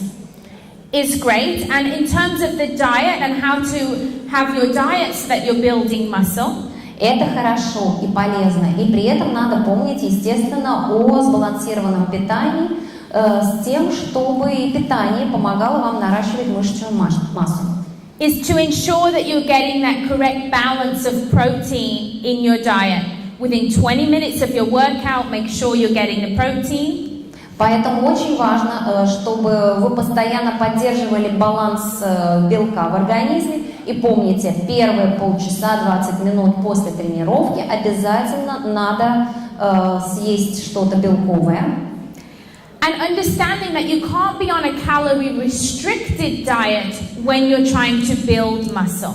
И при этом надо понимать, что нельзя садиться на диету с ограничением калорий, когда вы стараетесь нарастить мышечную массу. You need to make sure that you're getting that balance of carbohydrates, fats and proteins in that 30-30-40 that we talked about every single day. Помните, тут главное, чтобы у вас было просто правильное соотношение в том, что вы едите.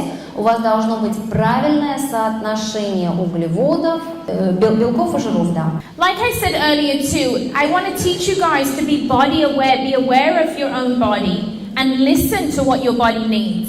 Поэтому я вам не зря говорила, что прежде всего надо почувствовать свое тело и прислушаться к его пожеланиям, скажем так.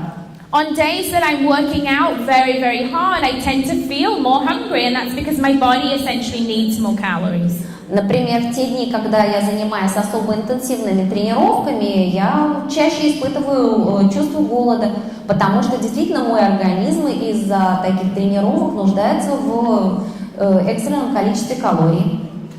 So trust me that doing an hour of weights in the gym a few days a week is not going to make you look like the Incredible Hulk. Поэтому поверьте, если вы всего лишь будете час в неделю в фитнес-клубе заниматься, ну то есть силовыми тренировками, если будете заниматься всего 2 раза в неделю по часу, то на бодибилдеров вы никогда похожи не будете. Посмотрите на меня. Итак, заключительный вопрос. Как вписать йогу в систему тренировок? Как вы относитесь к йоге? I love yoga. I teach yoga myself. We're going to do some yoga today. Я обожаю йогу и преподаю сама йогу. Кстати, у нас сегодня тоже с вами будет немного йоги. Yes. You know, I think yoga is great for gaining flexibility. Мне кажется, йога это здорово, если вы хотите гибкость развить. But it's also good for building strength. A lot of the poses can help actually build muscle. Но йога также хороша в качестве, как сказать, не силовой тренировки, но для укрепления мышц, потому что она помогает эти мышцы наращивать немножко. I love yoga because it teaches that body awareness that I'm talking about. You have to listen to your body when you're putting yourself in the poses to make sure you're not pushing too hard. Потом я обожаю йогу еще за то, что она учит нас прислушиваться к себе, осознавать себя, свое тело, учит во всем искать золотую середину, не переусердствовать в тренировках, а делать все постепенно. And then yoga is great because it teaches you how to breathe correctly for your workouts, connects your mind with your body. Потом йога, она учит вас правильно дышать, например, во время тренировок. Она вас готовит к принятию правильных поз. Она, кроме того, соединяет ну то есть она выступает там мостиком между вашим духовным и вашим телесным. And I'll share with you really quickly. So my husband was also an athlete. И еще хочу одну вещь быстро сказать. Мой муж тоже был спортсменом. He is a famous baseball player in the USA. Он известный бейсболист в США. But now he's actually retired. He retired a couple of years ago from sports. Но пару лет назад он ушел из большого спорта. And he goes to yoga every single day. И он каждый день ходит на сеансы йоги. He goes 7 days a week to a yoga studio close to my home. Итак, вот 7 дней в неделю, то есть каждый божий день он идет в студию йоги, которая недалеко от нашего дома. He loads himself up with all his Herbalife products to go to his yoga class. Естественно, отправляясь на занятия йоги, он загружает сумку полную продуктами Herbalife. And a lot of his athlete friends, when he sees them, they say, "Wow, you know, what are you doing for your workout? You look great." И знаете, что интересно? Многие из его друзей, тоже спортсмены, бывшие спортсмены, глядя на него, все спрашивают: послушай, ты как тренируешься вообще? Что ты делаешь? Ты как-то слишком потрясающе выглядишь.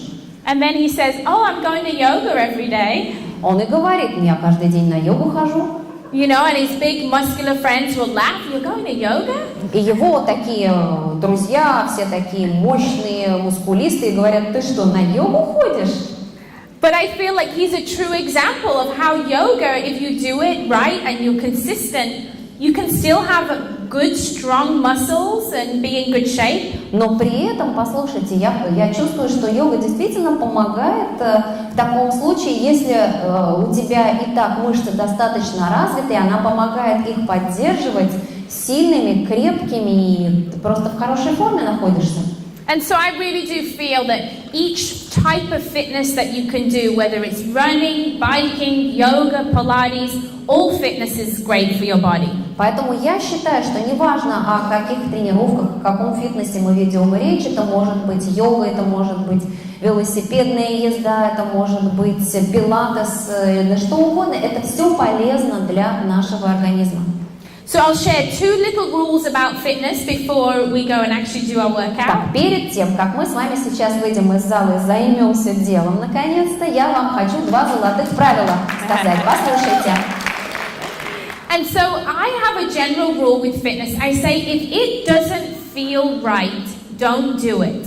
Первое общее правило, запомните, если вы что-то делаете и вам как-то это не делается, не делайте. То есть, если что-то не так вам кажется, не делайте. If an exercise feels incredibly uncomfortable and maybe slightly painful, that's your body's way of telling you not to do it. Поверьте, если когда вы делаете какое-то упражнение или какую-то тренировку, если вы чувствуете, что вам неудобно это делать или это больно, это неспроста, это ваш организм, ваше тело говорит вам: не делай этого.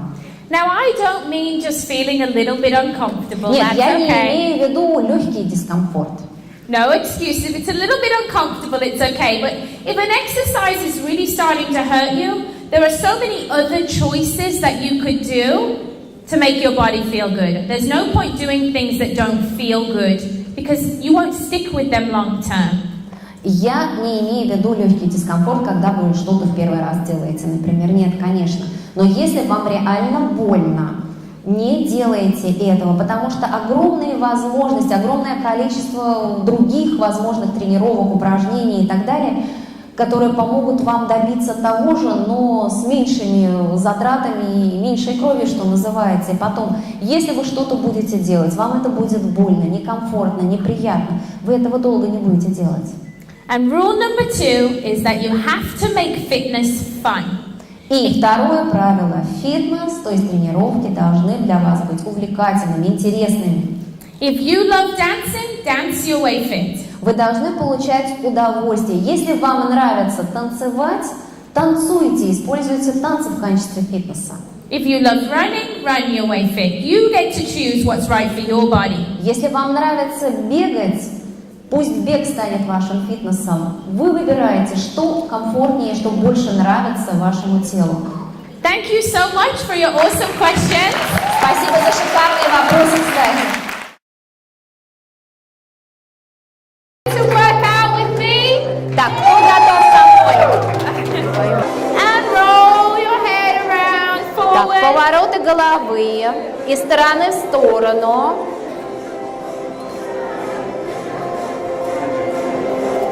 And then just start to roll the shoulders. Так, теперь вращение плечами. Rolling them back. Назад warming up отводите slowly. плечо, вот такое вращение выполняем. And forward. И теперь вперед. Вращение плечами вперед.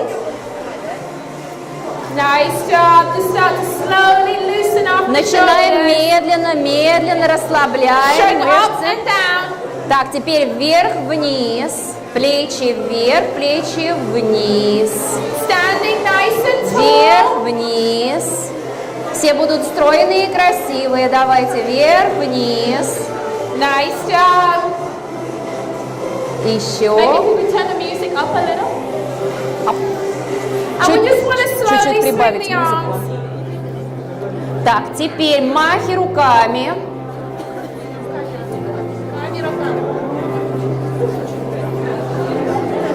Gently increasing the movements.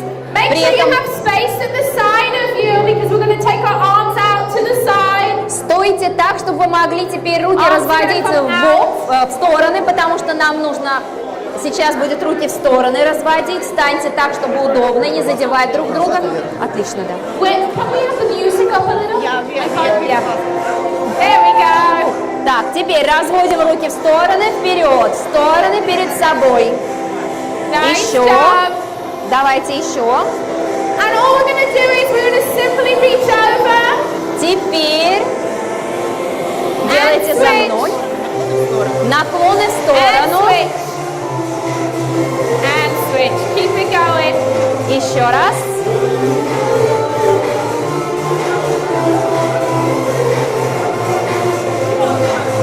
Nice job.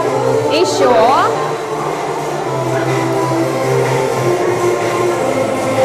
Take your arms out front for me. We're just Спасибо. going to А sit down in теперь this one. приседаем, руки вперед перед собой. Теперь поднимаемся на мыски вверх, руки вытягиваем. Еще раз приседаем. Up you come. На мыски вверх перед Sitting собой. down. Руки приседаем. Up we Еще go. раз. You got it. Молодцы.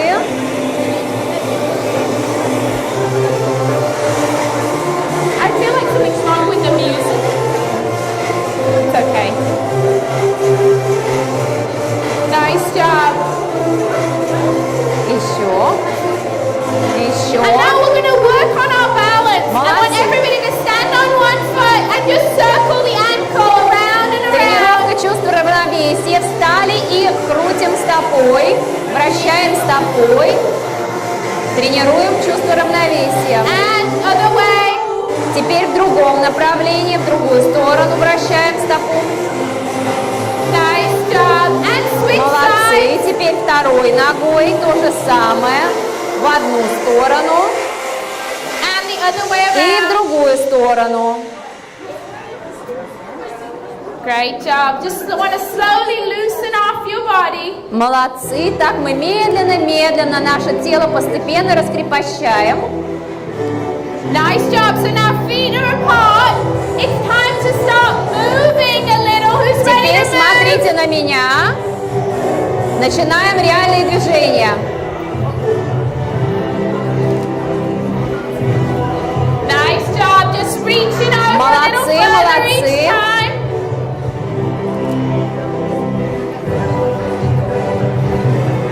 Now reach up. Так, теперь вверх. Рука вверх, мах вверх.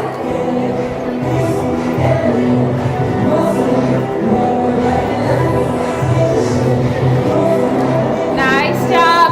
Молодцы. Now arms out front, just marching. Теперь такие движения. Stretching out the chest muscles, slowly getting on the move. Молодцы. Таким образом мы отрабатываем мышцы грудного Now we're going to пояса. lift our leg up. I want you to lift. Так, смотрите. And we're Тренируем simply going to стабильность. tap back and lift up. You got it? Tap back and lift. Поднимаем колено наверх, ногу назад. Колено наверх, ногу назад. You got it. Колено сгибаем под углом 90 Still part of градусов. our warm-up. Продолжаем. Той же ногой. Nice job. Now don't tap back. Молодцы. Challenge your balance. Так, Swing теперь that махи leg. ногой. Мах ногой вперед, назад. Nice job. Working your core, working your balance. Молодцы. При этом прекрасно тренируйте равновесие. Так, встали, And зафиксировали hold. колено. Tap back and lift. Теперь меняем ногу. Tap and lift. Левая нога сгибается в колене под углом 90 градусов. Отводим назад. Сгибаем назад. Nice job. Turn that into a Молодцы, leg swing ребята. again. Swing Мах that leg. ногой, мах левой ногой. Продолжаем.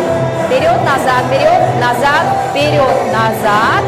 Nice job. Taking it really gradual. Молодцы, молодцы. Постепенно наращиваем. А теперь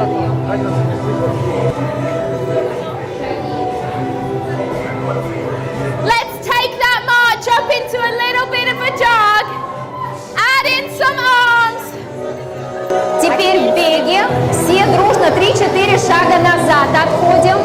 3-4 шага назад делаем, ребята. Nice job. Now let's turn this into something what I call step, теперь. step, in.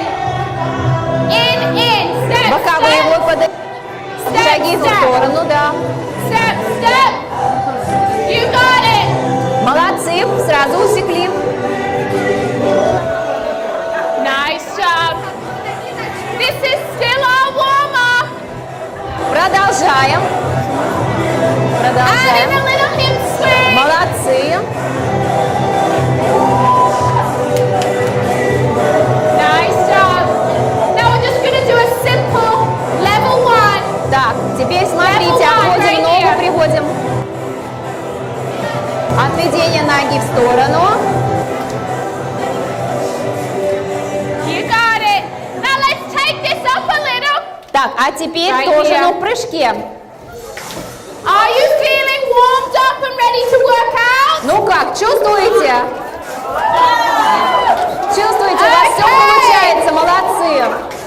Our first exercise of the day Так, is a simple squat.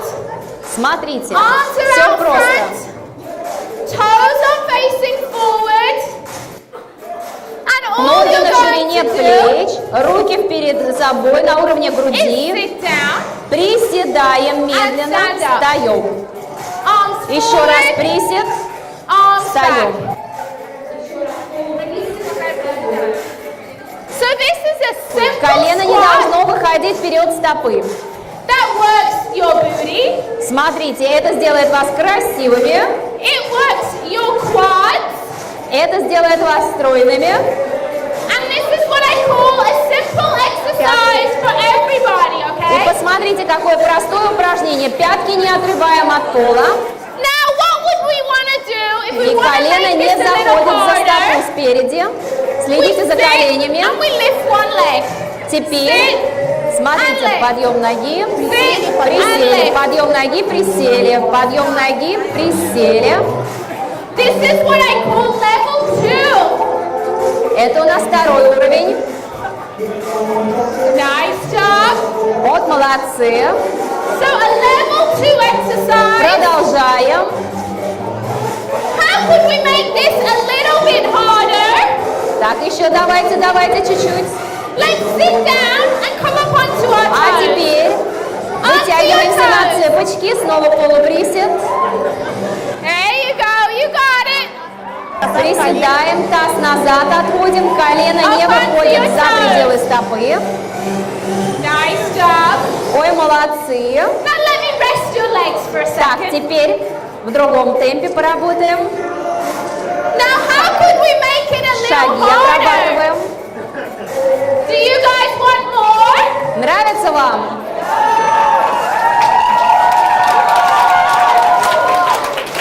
Now our next part of a squat Молодцы, продолжаем ходьбу. is we're going to do what's called a squat jump. So we're going to sit down, Смотрите, мы усложним sit задание. low with me. Who Полуприсед. can give me 5 jumps? Let's go. 1, Теперь подпрыгиваем и снова обратно в полуприсед. 3, 4, Таз отводим назад, колени вперед не заводим. March it out. Так, опять шагаем. Шаги. Now let's see if you remember level 1. Just Так, right here. запомните, да? Полуприсед, руки назад отводим. Полуприсед, руки назад. Nice job. Level 2. Lift that knee. Lift and lower. Lift Перед собой and руки lower. силой сжимаем в ладонях. Nice job. Подъем колена под углом 90 градусов. And our next one up onto the toes. Toes. Продолжаем, And не down. вставая на Toes. мысок. Out with me. Так, кто готов со мной? Okay, we're going to start with a warm-up. Feet are apart.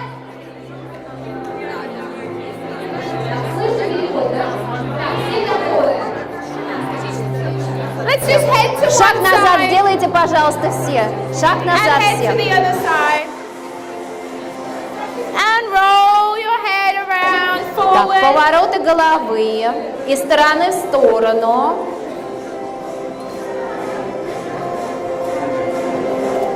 And then just start to roll the shoulders. Так, теперь вращение плечами. Rolling them back, Назад warming up отводите slowly. плечо, вот такое вращение выполняем. And forward. И теперь вперед. Вращение плечами вперед. Nice job. Just start to slowly loosen up the Начинаем shoulders. медленно, медленно расслабляем Shake up мышцы. and down. Так, теперь вверх-вниз. Плечи вверх, плечи вниз. Standing nice and tall. Вверх-вниз. Все будут стройные и красивые. Давайте вверх-вниз. Nice job. Еще. Maybe can we turn the music up a little? And we just want to slowly Чуть-чуть swing прибавить the музыку. arms. Так, теперь махи руками.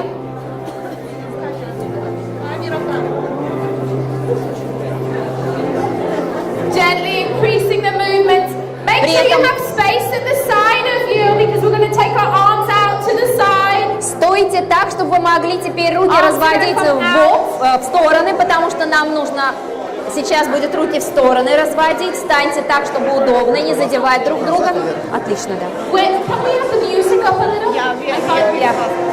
There we go. Так, теперь разводим руки в стороны, вперед, в стороны перед собой. Nice Еще. job. Давайте еще. And all we're going to do is we're going to simply reach over Теперь делайте за switch. мной. Наклоны в And сторону. switch. And switch. Keep it going. Еще раз.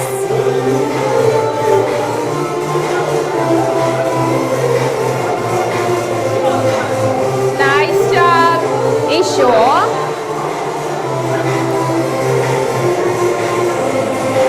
Take your arms out front for me. We're just Спасибо. going to А sit down in теперь the squat. приседаем, руки вперед перед собой. Теперь поднимаемся на мыски вверх, руки вытягиваем. Еще раз приседаем. Up you come. На мыски вверх перед Sitting собой, down. руки приседаем. Up we Еще go. раз. You got it. Молодцы. I feel like something's wrong with the music. It's okay. Nice job. Еще. Еще. And now we're going to work on our balance. I want Молодцы. everybody to stand on one foot and just circle the ankle around and around. Тренировка чувства равновесия. Встали и крутим стопой. Вращаем стопой. Тренируем чувство равновесия. And other way. Теперь в другом направлении, в другую сторону вращаем стопу. Nice job. And switch Молодцы. sides. Теперь второй ногой то же самое.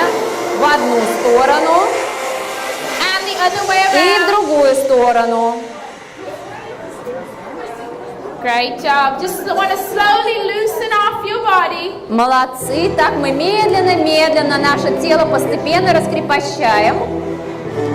Nice job. So now feet are apart. It's time to start moving a little. Who's ready Теперь to move? смотрите на меня. Начинаем реальные движения. Nice job. Just reaching over a little Молодцы, further молодцы. each time.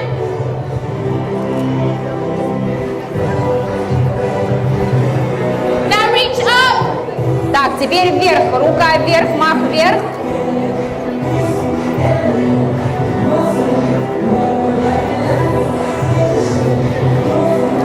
Nice job. Молодцы. Now arms out front, just marching. Теперь такие движения.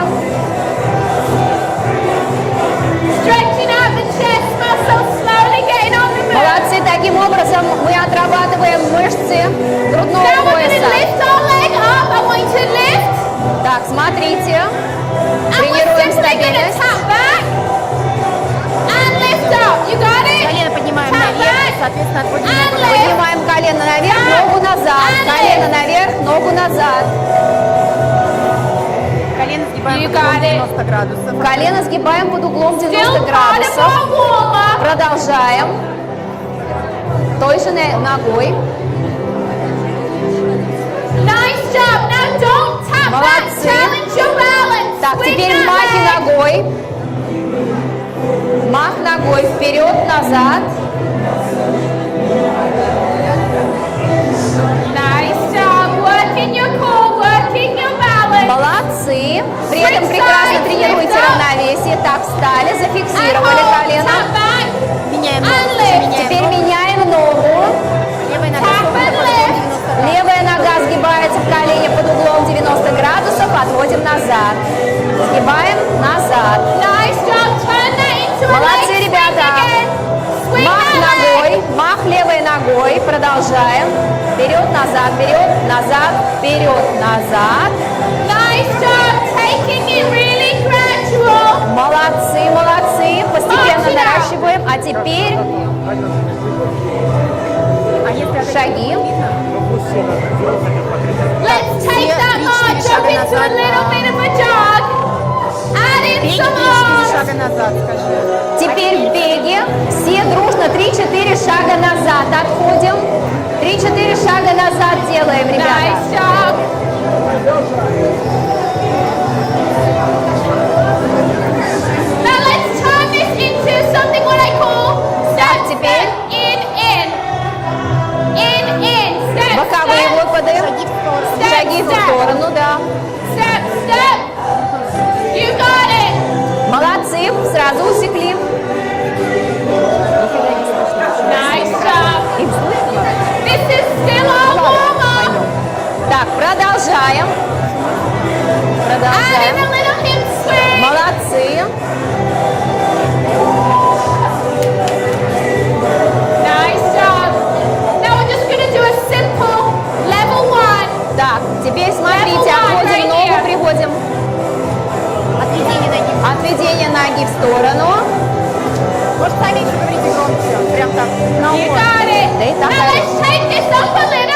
Так, а теперь Right тоже, here. ну, в прыжке. Are you feeling warmed up and ready to work out? Ну как, чувствуете? Чувствуете, у вас все Okay. получается, молодцы. Our first exercise of the day Так, is a simple squat. смотрите, Arms все around просто. front, toes are facing forward. Ноги на ширине. Так, all ноги you're на going ширине to плеч, руки перед собой на уровне Is груди. sit down, Приседаем медленно, stand up. встаем. arms Еще раз forward, присед, arms встаем. back. Обратите Еще раз внимание, чтобы- полуприсед, встаем. Внимание, чтобы колено не заходило So this вперед is a стопы. simple Колено не squat должно выходить вперед стопы. that works your booty, Смотрите, это сделает вас красивыми, it works your quads, это сделает вас стройными. and this is what I call a simple exercise for everybody, И okay? посмотрите, какое простое упражнение. Пятки не отрываем от пола. Now what Колено не would we заходит want за to do if И we want to колено make не this a little заходит за стопу harder? спереди. We Следите за sit коленями. and we lift one leg. Теперь, смотрите, and подъем ноги, Sit присели, and lift. подъем ноги, присели, подъем ноги, присели. This is what I call level 2. Это у нас второй уровень. Nice job. Вот, молодцы. So a level 2 exercise. Продолжаем. How could we make this a little bit harder? Так, еще давайте чуть-чуть. Let's sit down and come up onto our А toes. теперь вытягиваемся на цепочки, снова полуприсед. There you go, you got Приседаем, it. таз отводим назад, колено. Приседаем, таз назад отводим, колено не Up onto выходит your за toes. пределы стопы. Nice job. Ой, молодцы. Now let me rest your legs for a Так, second. теперь в другом темпе поработаем. Now how could we make it a little Шаги harder? отрабатываем. Do you guys want more? Нравится вам? Now our next part of a squat Молодцы, продолжаем ходьбу. is we're going to do what's called a squat jump. So we're going to sit down, Смотрите, мы усложним sit задание. low with me. Who Полуприсед. can give me 5 jumps? Let's go. 1, Теперь подпрыгиваем и снова Two. обратно в полуприсед. 3, Таз отводим назад, колено вперед не заводим. Таз отводим назад, колени вперед не заводим. march it out. Так, опять шагаем. Шаги. Now let's see if you remember level 1. Just Так, right here. запомните, да? Полуприсед, руки назад отводим. Полуприсед, руки назад. Nice job. Level 2. Lift Силой that сжимаем. knee. Молодцы. Lift and lower. Lift Перед собой and руки lower. силой вжимаем в ладонях. Nice job. Подъем колена под углом 90 градусов. And our next one up onto the toes. Toes. Продолжаем, And не down. вставая на Toes. мысок. На носки, на носки. Полуприсед, встали на носки. Who's ready for Выпрямились. 5 more jumps? Так, продолжаем, Here we продолжаем. go. Sit low.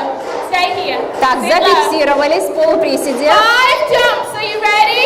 Так, готовы, еще 5 Here we осталось. go. 1, Прыжки 2, вверх. 3, 4, 4, 5. and 5. Arch it Молодцы. out. Good job. Молодцы. Okay. Another type of squat. Feet are out Так, to the теперь side. посмотрите. Носки брось, ноги на ширине плеч. Core is tight. Так, напрягли мышцы живота. Тянули живот. Like a ballet Тянули живот. dancer. Down we go. Теперь 1, 2, back up приседаем, we руки come. вверх, разводим руки в Down we go, исходное положение. ballet Еще dancer. раз. And back up. Колени направлены в This стороны, moves колени не towards the выходят за inside of пределы your стоп. thighs. Еще раз. Давайте еще раз. Nice Ой, job. молодцы. How could we make this move a little bit harder? А теперь усложним задачу. Who's ready to come up onto your toes? Onto your toes. Теперь встаем на Down we go. носки. Up onto your Приседаем, встаем toes. на носки. Challenging your balance. Так. Challenging your core. Так мы все мышцы напрягаем. Nice job. Молодцы. Who wants to make this move a little bit harder? Так, давайте еще усложним задачку. Maybe we could lift one leg, go down, Так, and смотрите. lift. Go down, and Присели. lift. Ногу в сторону. Lift. Полуприсед, ногу в сторону. Присед в сторону. Присед. Nice job, everybody. Так, у всех отлично получается. Давайте продолжаем. One more. Bring it back to a march. Так, возвращаемся к ходьбе. Now that was one exercise, 5 different ways. Вы видите, одно упражнение, 5 разных методов исполнения. So how can we turn this simple march into something harder? Let's jump. Смотрите, от простой ходьбы к такому бегу. Add in your arms. Руки вверх-вниз, вверх-вниз. This is exercise for your heart. Это очень полезно для сердца. Let's make it a little bit harder. Давайте усложним. Knees up front. Ноги сгибаем, колени перед собой в прыжке. Nice job. Ой, молодцы.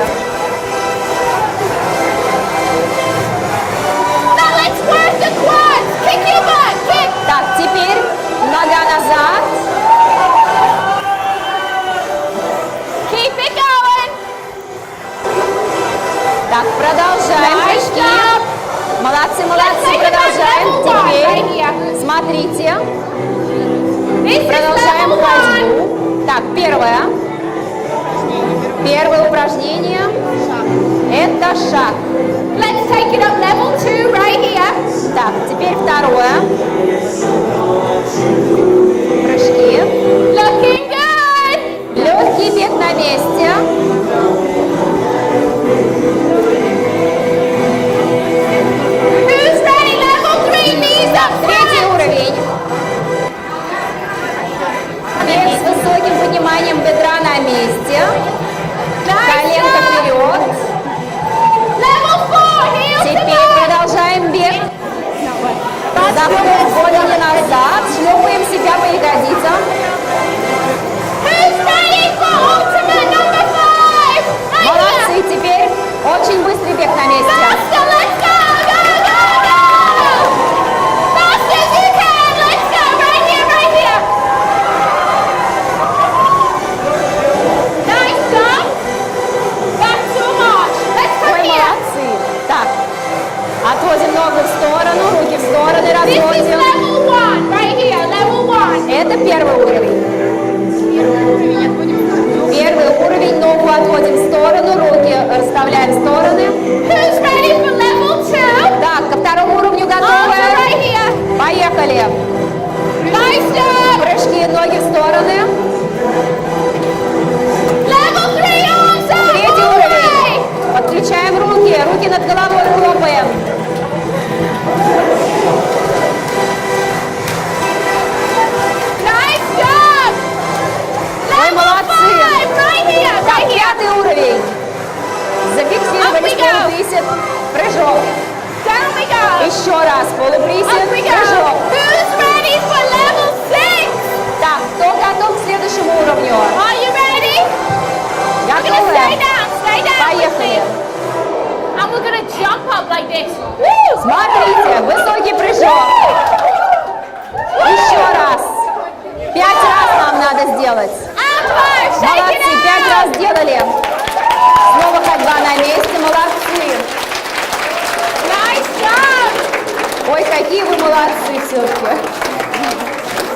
My mic's not working very well. Sorry. Okay. Our next move. Hands are on your hips. Feet are together. Hands are on your hips. Так, все вместе. Руки Simple lunge. We're gonna step на forward талии. Так, выпад and вперед, step back. ногу назад. Выпад Step ногой forward вперед, and step back. назад. Нога под углом 90 градусов. And back. Назад.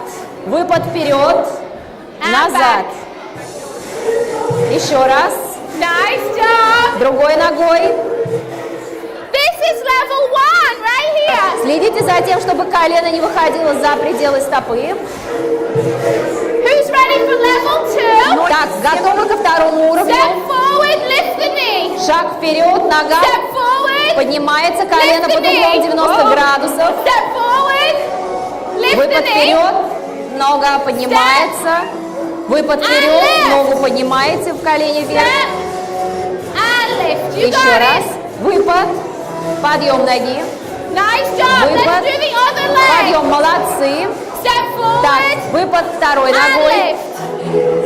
Step Выпад, ногу and вверх. lift. You got it. Выпад. Вверх 4 колено. more. Молодцы. 4, И пятый раз. 3, 2, Это 3, 2. and 1. Our Один. next move. Lift this leg. Так, меняем ногу. One leg up. Правая нога в Правая We're gonna нога step поднята. forward. Под углом 90 all градусов. the way Выпад вперед. through. Обратно. Поднимаете ногу, отводите назад. All the way through. Еще Step раз. forward. Выпад вперед. Подъем And ноги в step колени. back. Выпад назад. Все ноги Step под углом 90 forward. градусов. Все ноги под углом 90 And градусов step back. ставим. This works your brain. Включите мозги. And switch sides. Other leg. Итак, 3 раза. Forward. Левая нога. Lift. Выпад вверх, выпад Back. назад. And lift. Ногу вверх, выпад Forward. вперед. Ногу And вверх, back.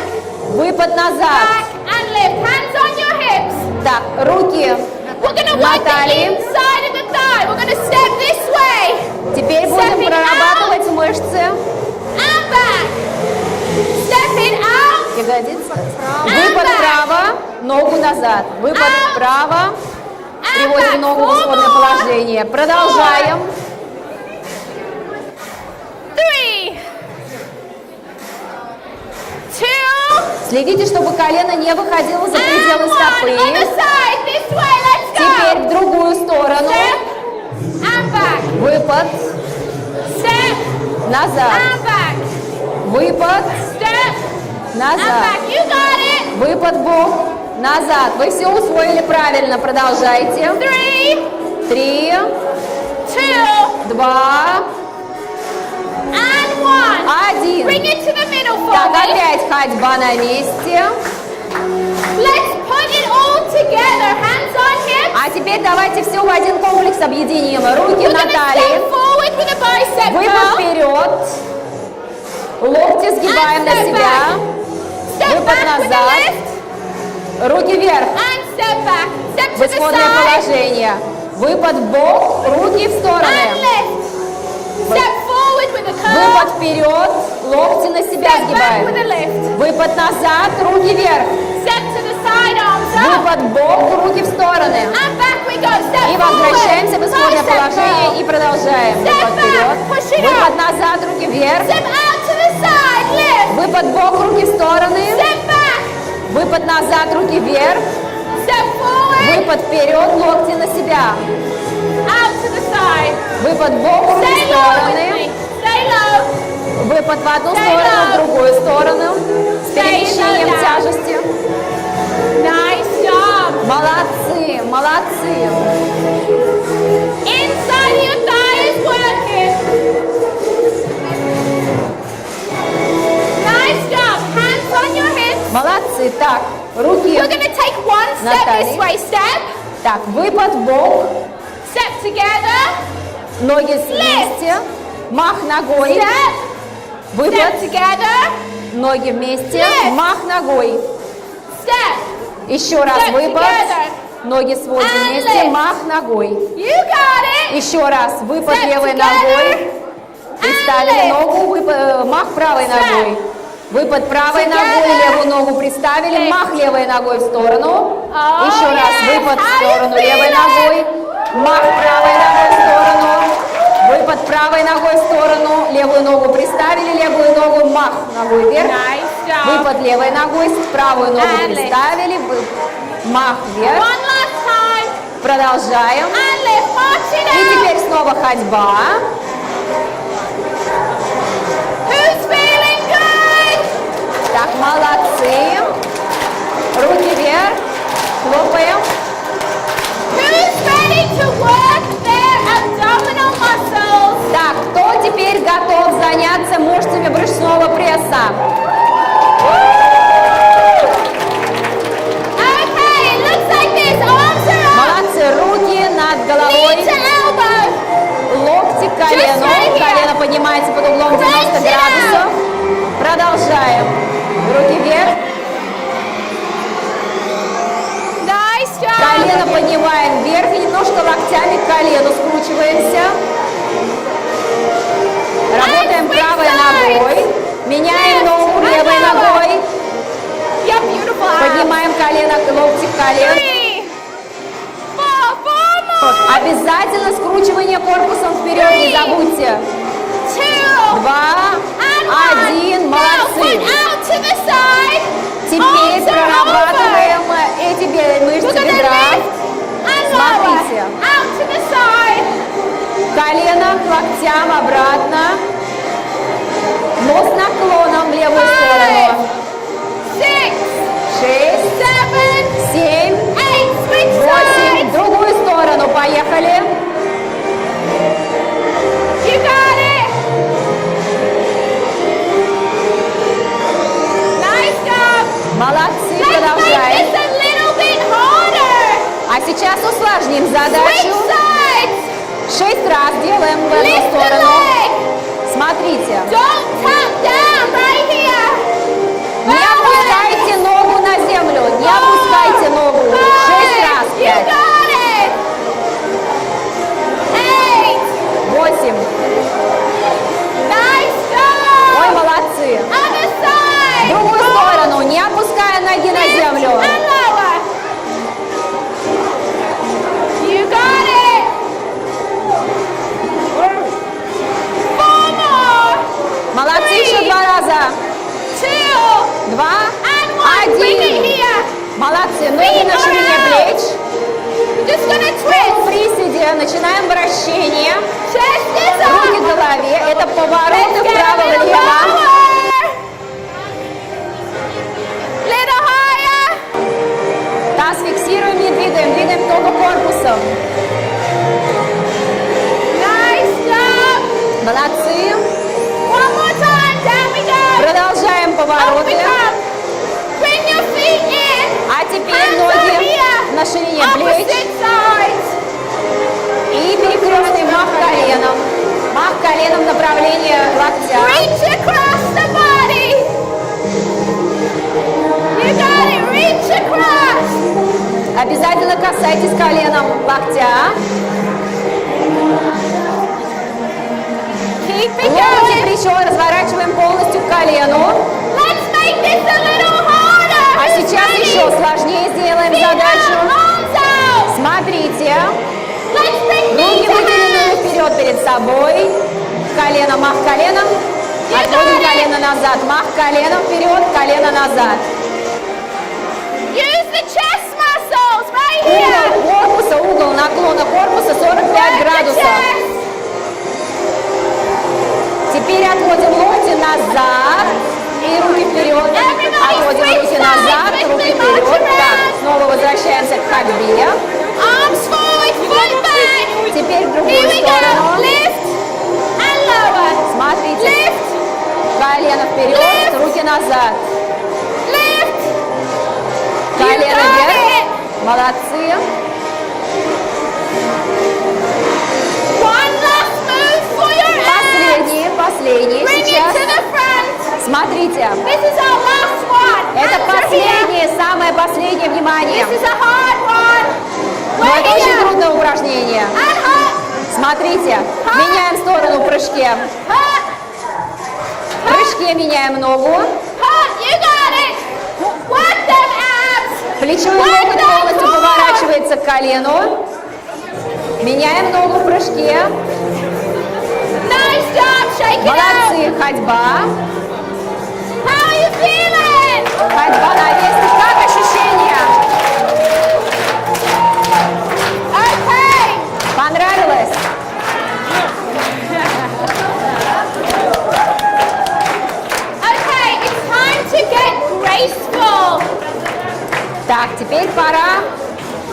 задачу. Hands are out to the side. Ладони развернули таким Point your toe образом. forward. Правую ногу выставили Slide it вперед. around. Hands И на into the носке queen. сделали полукруг и And back отвели forward we назад в go. приседе. And again around. Dip. Чертите And полукруг around. правой ногой, мы с носком правой ноги. Classic ballet move. Это как в классическом балете. Девушки, давайте, давайте. Now let's make this a little more А challenging. сейчас еще усложним упражнение. Let's lift the leg А теперь приподнимаем ногу. and lower. Давайте, давайте. Приподняли ногу, сделали полукруг, присели назад. Вернули в исходное положение. Еще раз. Молодцы. Ой, молодцы.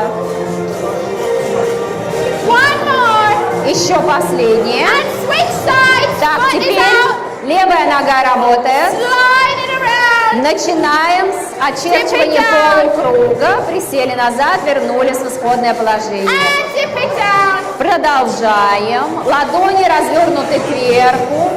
Ладони развернуты кверху, девушки. One more. Продолжаем, продолжаем, пока не поднимая ноги. 3, 3, 2, 2, and 1. Now lift 1. that leg up. А сейчас That leg. поднятой ногой очерчивайте полукруг и задний присед.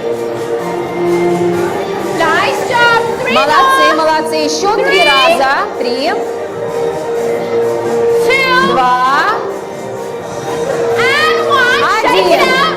Так, теперь бег на месте, ходьба Now на let's месте. increase our balance. Hands are on hips. Так, руки на талию, We're going to step back выпад ноги назад, колено согнуто, and go forward. потом наклоняетесь.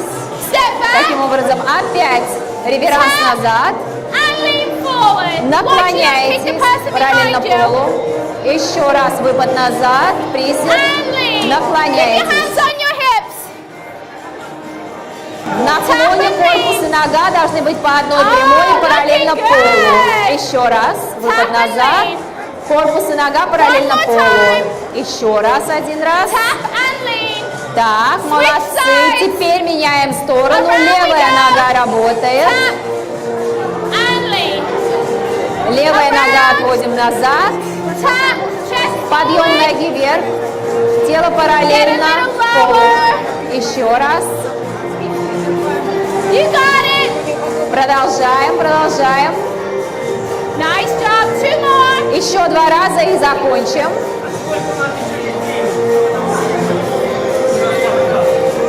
And relax. Shake it out. Молодцы. Продолжаем. Ходьба на месте. Now let's work the triceps and chest.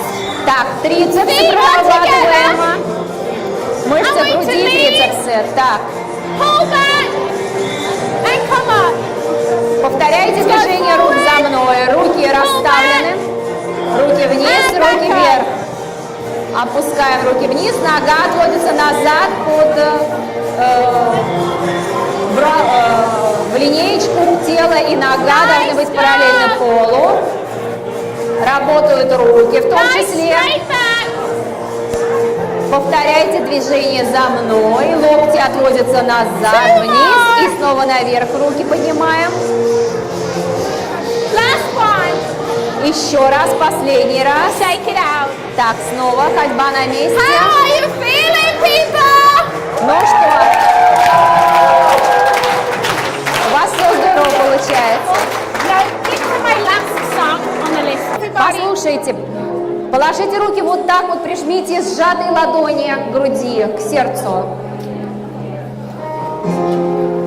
take your arms up high. Take a deep breath Теперь in. разведите руки и сведите их над головой. Переплетите пальцы. Указательные пальцы смотрят вверх. To И be вытянуты вверх. successful, you must look where you're going. Для того, чтобы добиться успеха, вы должны смотреть туда, куда вы хотите добраться. Смотреть на цель. And then you must come back to your heart. А потом вы должны снова заглянуть себе в душу, в сердце. You must step forward. forward and be a warrior. Вы должны сделать шаг вперед. Вы должны забыть все страхи и заботы. You must be strong to be successful. Вы должны быть сильными, чтобы добиться успеха. And then you must come back to your heart. И снова верните руки к груди. Загляните в свое сердце еще раз. Sometimes you need to be a stronger warrior. Turn out to the side. Да, иногда мы вынуждены быть сильными воинами, чтобы победить. Руки разводим в стороны. You must reach for where you're going. Reach for your dream. Вы должны пытаться дотянуться до своей мечты. Тянитесь. But sometimes you must look back to learn from your mistakes. Но иногда вы должны оглянуться, чтобы учиться на своих же ошибках. And then you must come back to your heart. И потом снова заглянуть в свое сердце. And then you must find balance. И потом найти то чувство равновесия.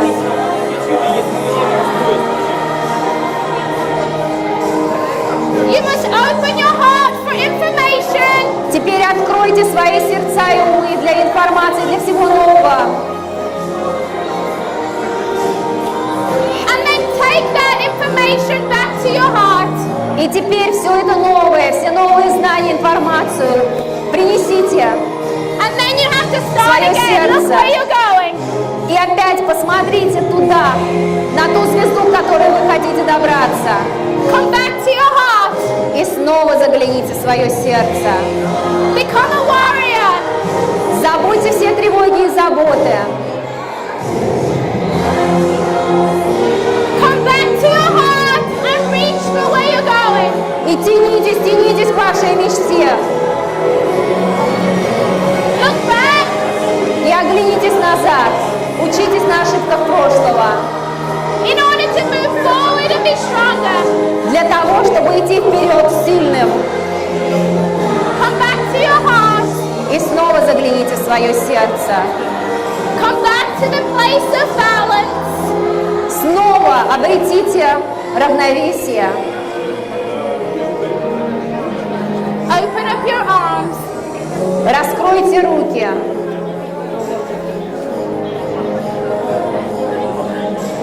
Come back to your heart.